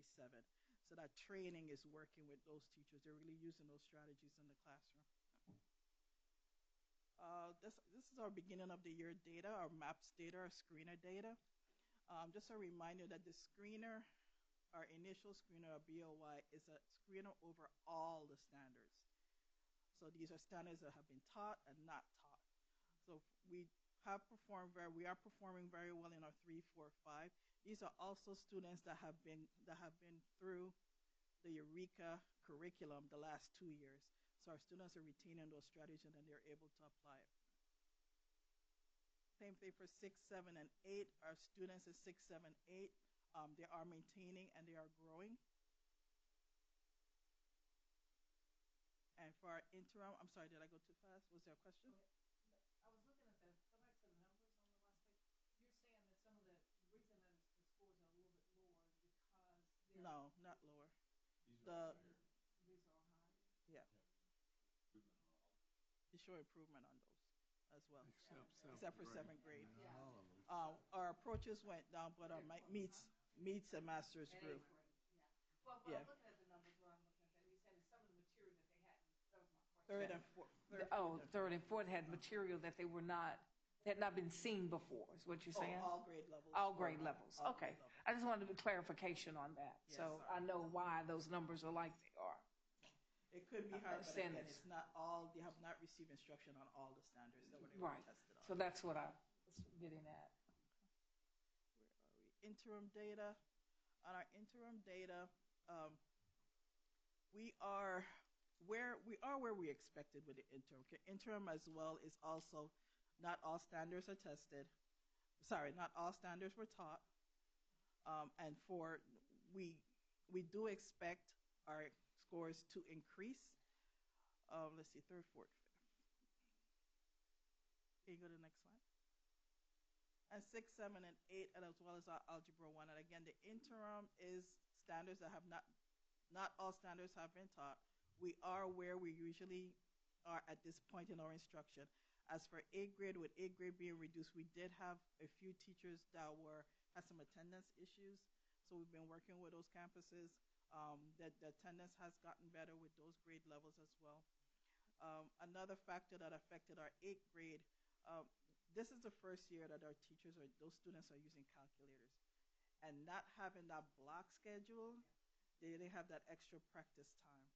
But we are working with our teachers. The students are working real hard, and we do expect the scores to improve. So I don't have any concerns for what the scores are right now. Our students are working real hard, and they're going to improve. I have a question, too. Go ahead, I'm sorry. That's okay. I was just I was just noticing that from the beginning of the year to the interim assessments, that the scores on some of them dropped quite a bit. So do we think we know why that happened? So there's two different, I want to make sure we say this, there's two different assessments. The beginning of the year is MAP, and the next board meeting will give you an update on BOY to MOY. MOY was running at 90% accuracy. Yeah. So the MOY is what I really am excited to, hopefully be excited that I'm going to report to y'all, because that's where we saw the most correlation. So what it predicted, and it used the MOY. So what it predicted was about 90% accurate, the NWEA. Okay. This is interim. This is the actual platform, but the predictability on this interim, even when they're real high, sometimes it gave inflated numbers to some of our principals because it was only about 76%.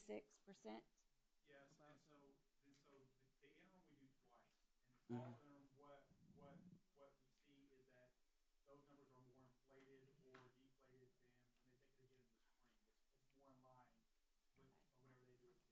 Okay. The reason we use the interim is because it is a platform. It does allow the students to interact with their accommodations, practice with the platform, those kind of things. But the fall reliability is not as great as the math middle of the year and even the start interim middle of the year. Okay. It's a data point, but even when you look at Algebra 1 from 78 to 87, I'm not getting real excited until I see what the map is going to show for MOY. But it is a data point for us to look at. Okay. Yes, ma'am. With all I ever hear from parents is new math and things like that.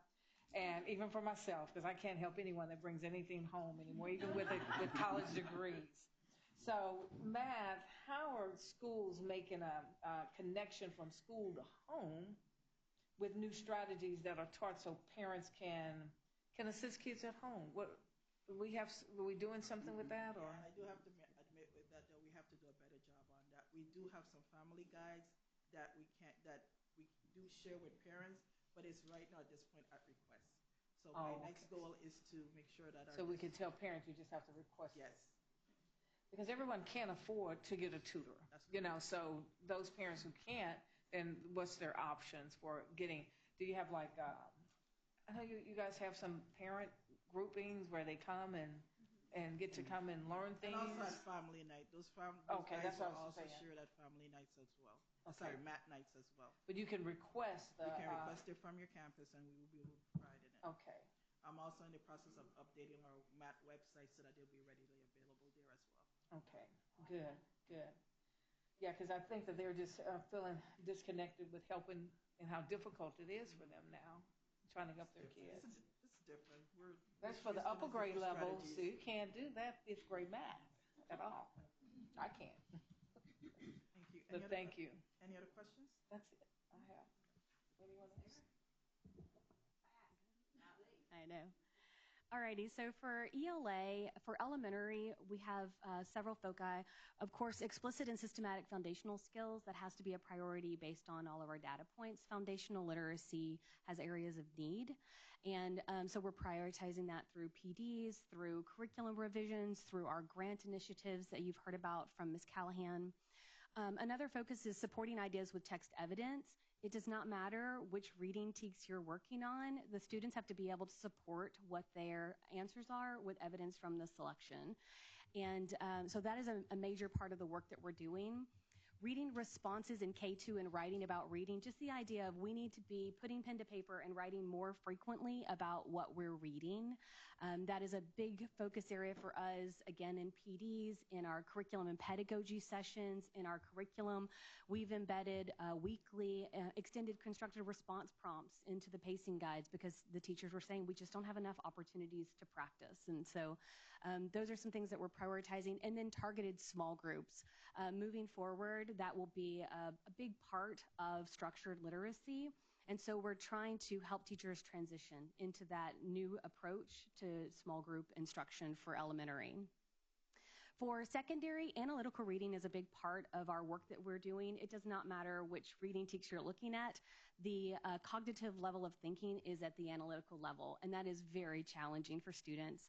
And so we're really pushing analytical reading in secondary, obviously supporting ideas with text evidence as well. It doesn't matter if it's K5 or 612. It's an essential TEK that is heavily tested and just essential in general for students to be able to read critically. Writing about reading, you heard the discussions about the volume of zeros on extended constructed responses. And so when we're talking writing about reading, we have been training all of the principals at the principal PLCs on what writing about reading looks like, training the assistant principals, training the teaching and learning coaches. We were a little bit sucker punched last year by our volume of zeros because we had no local data that predicted that. And so that's when we started to understand the degree of misunderstanding and lack of calibration with the state rubric. And so we're working really hard to extinguish all of that this year. And we feel really good because we're spot checking teacher calibrations of essays, and we're finding things are aligning much closer to the state rubric. And then TEAC-aligned instruction and assessments. We have had evidence that some of the formative assessments are not necessarily at the level of that rigor that you were hearing Ms. Callahan talk about as well, and so, Ms. Cornelius talk about as well. And so just really making sure we are working at the level of the cognitive rigor of the state standards. So for the ELA BOY data, across the grade levels, grades 3 through 8, and across every proficiency level, or I'm sorry, 3 through 10, and every proficiency level, you see that we are on track to perform better than we did last year, according to the BOY. And so remember, the MAP data is saying this is how the students came in. They came in stronger this year than the students in those same grades last year. Now, this is a norm reference test. It's nationally administered, and I want to believe these numbers, but it is not my job to just take data at face value. We have to be critical. We have to be skeptical of that data, and so that's why we triangulate data. We look at multiple data sources, and so that's where the interims come in. For both language arts and for math, the interims are sort of these adapted tests. So the students sit down and they get the same for language arts, 12 to 15 questions. And then once they answer those questions, the test pivots and says, okay, we anticipate you to perform at a certain proficiency level. And so then the students start to see different types of questions. And so those tests are adapting. And so this interim is also saying for grades 3 through 5, at every grade level and every proficiency level, you are on track to do better this year. Also, that's really interesting data because the interims were administered this year a month earlier than last year. So you have a month less of instruction, and yet we are still on track to perform better. And unlike the BOY, which is a national norm reference test, this is a state-administered assessment. And so hopefully those numbers are turning out to be true. For 6, 7, and 8, the place where we did not see growth was 8th grade master scores. And so we're going to be looking again at that, the MOY and then interim. We'll have another interim opportunity in February. And so those two data points will be very interesting to see if this trend holds. I will say we were very concerned about that middle school data. As you heard Ms. Cornelius talking about, the loss of the block in middle school was a very large concern for us, because what that does is it increases the number of students each teacher has. It decreases the number of teachers on teams. I went from teams of 4 and 5 students down to 4 and 5 teachers down to 2 to 3 teachers. That's it, 2 teachers on an entire team. And it also just decreases the number of instructional minutes. So we did a massive overhaul to grades 6 to 8 curriculum, and it is brutal, the curriculum revisions that we're undergoing, but we wanted to really be intentional with every single instructional minute. There was just no time to play anymore at all. Not that there ever was, but we really had to get intentional, and so far it looks like the results are good. In addition to the interims, in addition to the BOY, we're looking at our local CUA data, and CUA 4 for middle school shows the same thing. Across the board, we're up. And so we're going to keep being critical, though, and watching for those data points.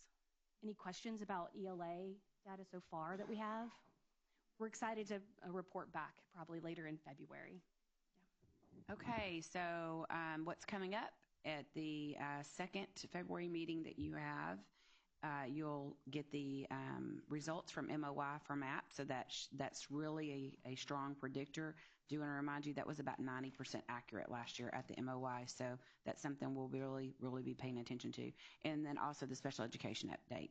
Are there any questions for the team? I have a couple questions.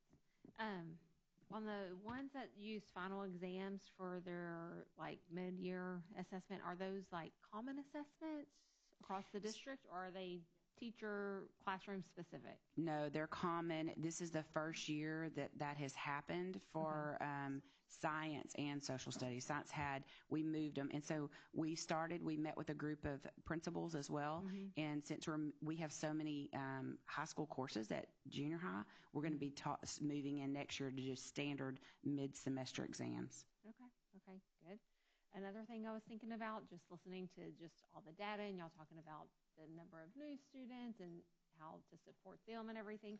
Have we ever looked at maybe, and I know it's a little bit expensive, but have we ever looked at maybe trying to schedule like true PLCs so they have 2 to 3 days a week to where they can meet with their team and talk about data? And I know at elementary level sometimes it's a little easier because maybe the whole 5th grade team has specials or whatever at that same time.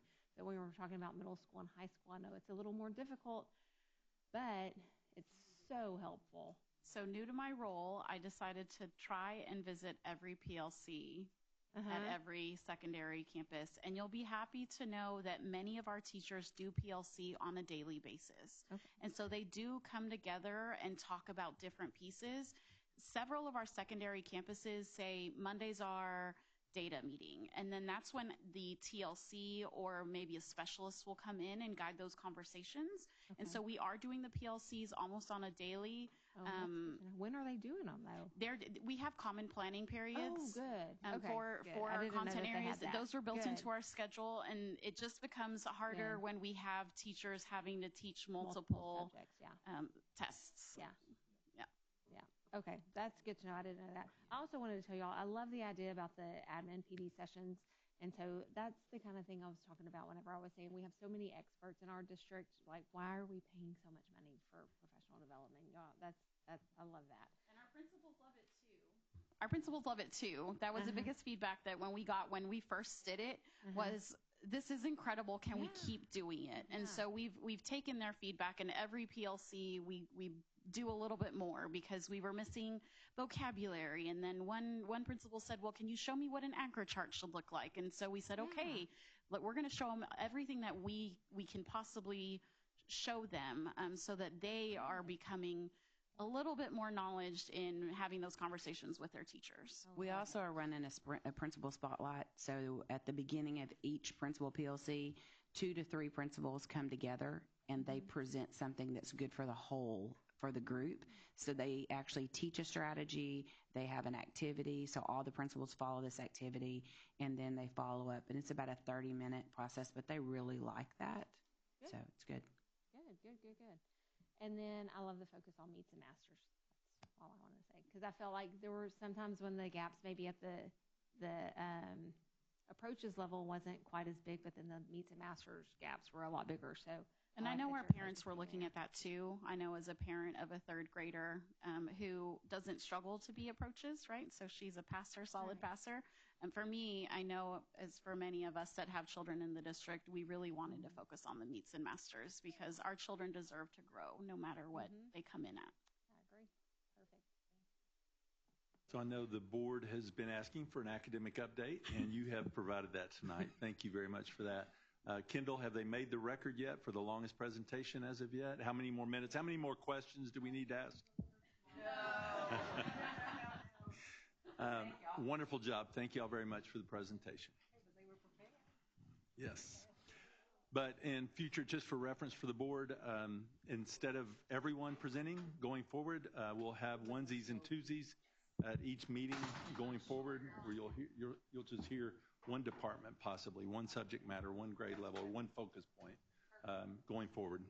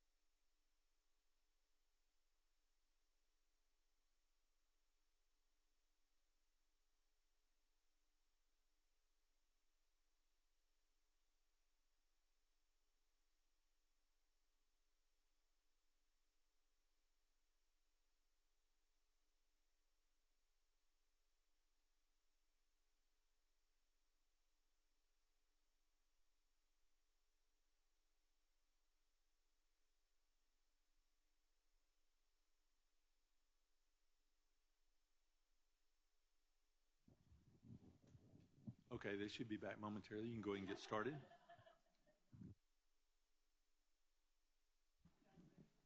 We're ready. All right. Good evening, Board of Trustees. We're here to present some updates on anti-bullying and also with student services. And so we're a very competitive group, so our goal is to go a little bit longer than that first presentation, because we don't want to come in second. So Carrie Smith's going to talk a little bit about student services and some of the data, and then Dr. Precious Reminick will go through some of the details on our next steps in our student voice for our anti-bullying initiatives. And so here's our agenda for tonight on our presentation. Our presentation, at least on the slides, is pretty brief, but we do want to hit some of the highlights from the fall semester. And so we want to talk about key insights from our fall meetings. We also want to talk about our objectives for this school year as it relates to bullying and bullying prevention. And then also we're going to share some scenarios and action steps that we've worked on throughout the fall semester. Our purpose, just as a reminder, with this initiative is to make sure that we have safe campuses, safe schools, that our students have a safe place to go. And then also, when there are issues or incidents, that our adults in the building and our school leadership is responsive to those issues. And so that's what we want to make sure that we're focusing in on. If there is a problem or concern, that we're being proactive in addressing those concerns to make sure that we're strengthening our safety measures. So some of the work that revolves around bullying prevention really targets that purpose. We have 4 objectives as it relates to anti-bullying, and so ABC is Anti-Bullying Committee. That's what the ABC is, and then PBIS is Positive Behavior Intervention and Supports. And so we have campus committee meetings that meet monthly to talk about their focus areas, to talk about concerns at the campus, to come up with strategies. You'll see that our goal is for campus level committees to have representation with teachers, with parents, and also with students.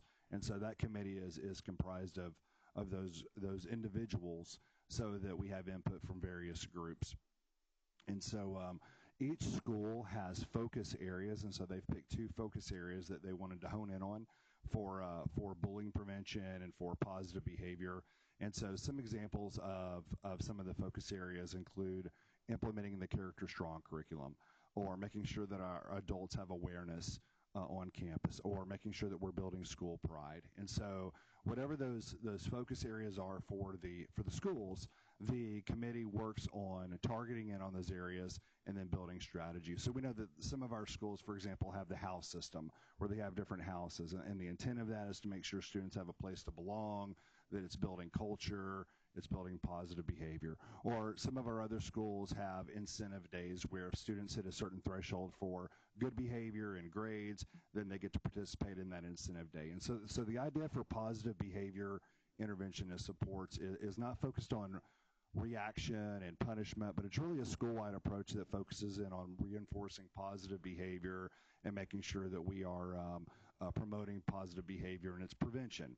It's prevention of bad behavior, and then it's also a proactive approach. And so that's the intent for some of the objectives. We've had 2 meetings this fall semester. One was on October 7th, and during that meeting, we spent some time reviewing data from the previous year. There was a lot of survey data that we went through, and then also we spent some time focusing on goals and outcomes for this school year as it relates to bully prevention. That's the district-wide meeting, and so as a reminder, we have 4 district-wide meetings throughout the school year, and then the intent is to take back some of those ideas and strategies to the campus committee meetings, where they meet monthly, and that's really where the boots on the ground work happens from day to day. In our November 18th meeting, we had students present at this meeting, so we had over 20 students present, along with parents, and then almost all of our principals. And at this meeting, we spent some time going through certain scenarios, and Dr. Reminick's going to talk a little bit more in detail, so I won't steal her thunder. But we presented several bullying incidents, and then we asked how should students respond in this case, and then how should adults respond in this case if this were to happen at your school. And so we got feedback from students and from the principals and also the parents. And then what we did was we grouped the principals and the parents and students based on their focus area and had them build out an action plan. And when they built out their action plan, they really focused in on two things. First of all, best practices. What's working well? What are we doing that's working well that's helping with our bullying initiatives, helping with positive behavior? And then also, what are some of the obstacles that we're facing that we need to get better at or that we need to improve or consider? And so we had them work in groups to complete a chart paper to answer some of those questions, and then they shared out. So it was interesting to hear what the adults had to say, but especially what the students had to say regarding how things are going at their campus. And so that's really just kind of an overview for the two fall meetings. Okay.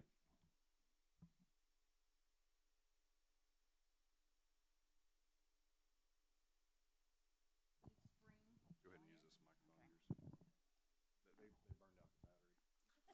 They burned out the battery.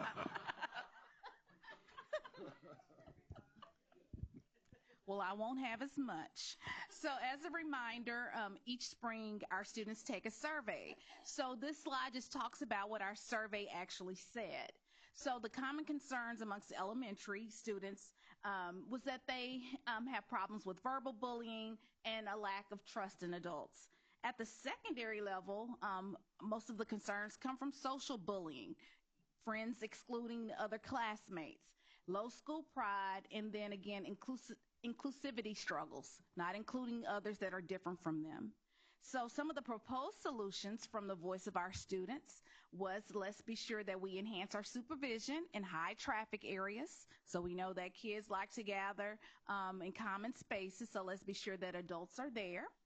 We want to, of course, continue to use our student handbook and code of conduct.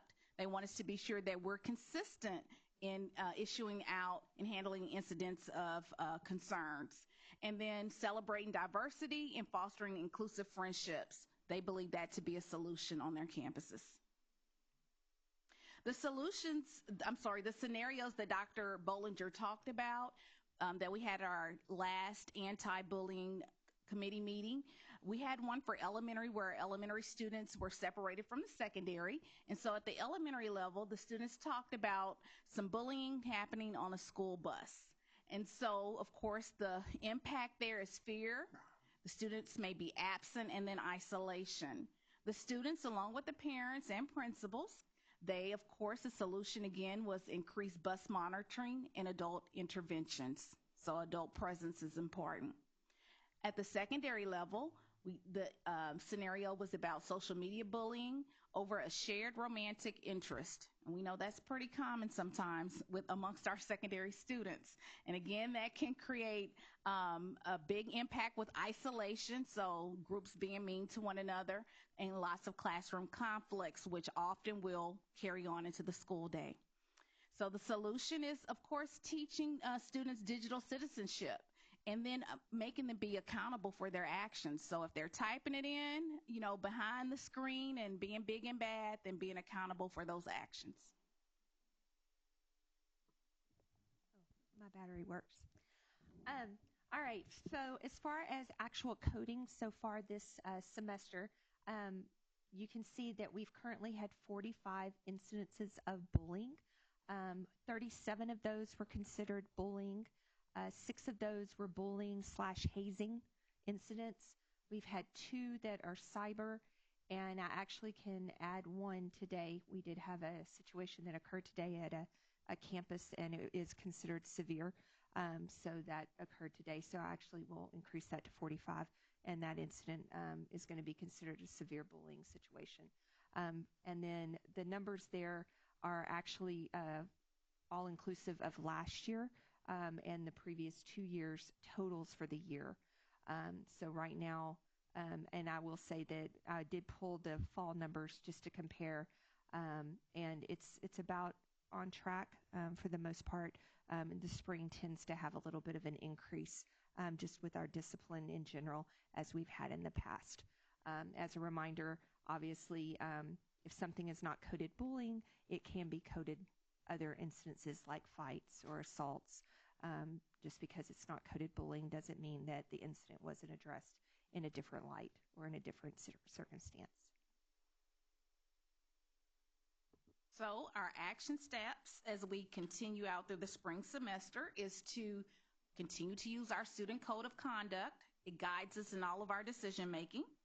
Our Start with Hello is a great thing that's happening on campuses. You've probably seen lots of things on Facebook and social media with students doing school type of culture building activities, so that's working well. We're going to keep looping back around with our campus principals and our students to see what's working and what needs a little more focus. And then we want to be sure that we increase the visibility of our reporting tools so our students are able to report bullying in a variety of ways using the QR code and on bookmarks. The campuses are busy implementing their 2 focus areas. And in a couple of months, we will have our spring evaluation to see the needs of our students and staff. Okay, and that's our presentation. We'll be glad to take questions if you have any.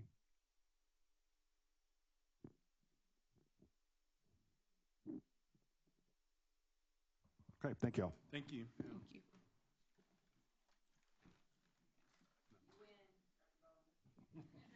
Always.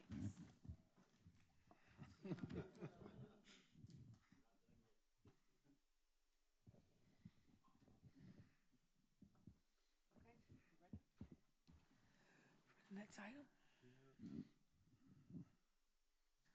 Item 8A. Dr. O'Brien, we move into action items. And we're going to be at 8A, consideration of resolution for Goose Creek CISD legislative priorities to be directed to the members of our 89th legislative session of Texas. You Yes, ma'am. helped in We have the preparing resolution for you. Okay. Whereas Goose Creek CISD is a public school district in the state of Texas and dependent upon state legislators to provide adequate funding to operate an efficient and effective school system to serve Baytown, Highlands, and surrounding communities. And whereas Goose Creek CISD supports an increase in state funding for public school students and educational programs with a particular focus on raising teacher pay, funding full-day pre-K, and continuance of the permanent school fund as a measure to support facility improvements and enrollment growth to align with the community's needs. And whereas Goose Creek CISD supports a funding model used by most states in the union that accounts for all enrolled students versus a model that only funds students in attendance as the new standard for school funding. Whereas Goose Creek CISD supports the implementation of an automatic annual adjustment to the basic allotment, the foundation of per pupil funding to address inflationary and growing demands of our schools. And whereas Goose Creek CISD supports the reinvestment of excess state revenues collected related to the increase in local school district property values back into our public schools. Now, therefore, be it resolved that we, the Goose Creek Consolidated Independent School District Board of Trustees, do hereby affirm its support of these legislative priorities and call upon our state legislators to recognize and amend the current insufficient funding model for public education by reconciling their commitment for all students and fulfilling their mission to support public school funding and thereby reassert the true value of this federal and state constitutional obligation. Administration brings this to the board for consideration and adoption. Okay, do I have a... I'll move to approve the Second. resolution for legislative priorities. Thank you. And I'll second it. Okay, Ms. Guy. Motion and Mr. Capisi second.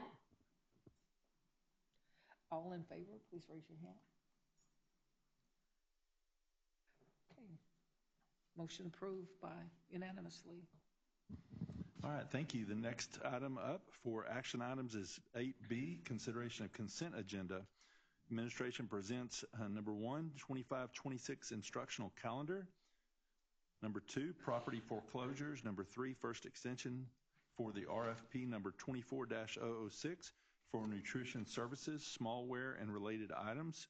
Number 4, first extension of the RFP number 24-007 for nutritional services, large equipment, and installation-related products.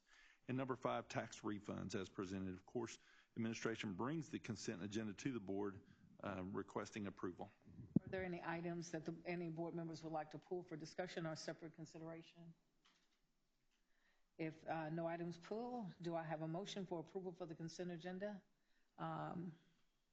8B1, 8B2, 8B3, 8B4, and 8B5. I'll move to approve. Okay. Second. It's been motioned by Ms. Guy and second by Jesse. All in favor, could you raise your hand, please? Unanimous, Ms. Garcia. Madam President, going to the next item, future board agenda items, just wanted to make note here that administration invites the board to bring topics to us for future consideration, but on the annual calendar, I've gone ahead and listed what the next 3 topics will be. Rezoning, transportation, and the fall sports report would be at the next board meeting. But at the board's desire, we can change any of that and or address any other items that you might be interested in. Okay.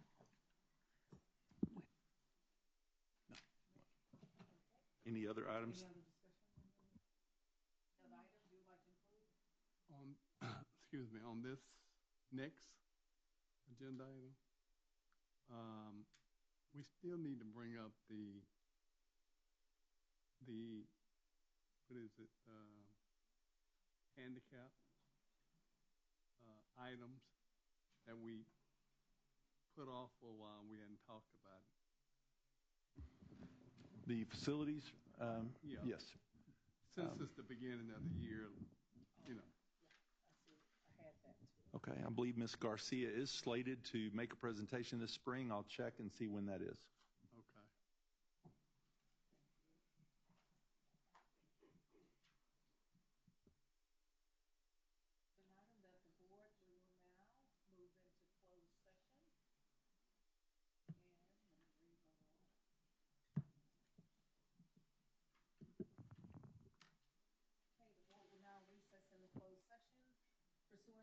The following, pursuant to one of the following section of the Texas Governmental Code, section 551.071, 072, 073, 074, 075, 076, 082, 083, 084, and 087. No action will be taken while the board is in closed session, and the time is 8:13 now.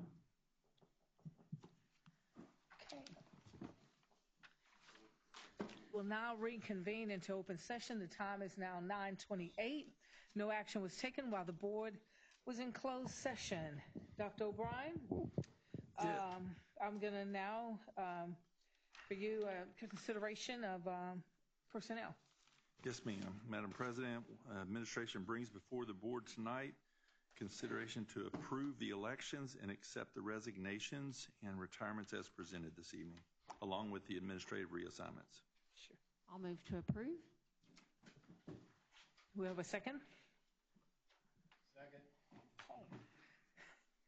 And all in favor, raise your hand. Noemi approves unanimously. Next one is an administrative personnel position of secondary principal for Stewart Career Tech High School. Administration recommends Shauna Prentice. I'll second. Motion was made by Mr. Clem, second by Ms. Guy. All in favor, please raise your hand. Unanimously, again, the motion passes. For Risk Management Coordinator, administration recommends Nancy Hernandez. Move to approve. Second. Mr. Martinez made the motion, and Mrs. Campisi, second. All in favor, raise your hand. Voted unanimously. Ms. Hernandez, would you wave? Let everyone see you. There she is. Congratulations. For Lead Transportation Coordinator, Tiffany Sutu. Move to approve. I'll second. Okay, Mr. Campisi moved to approve. Ms. Guy, second. All in favor, raise your right hand, left hand, whatever works.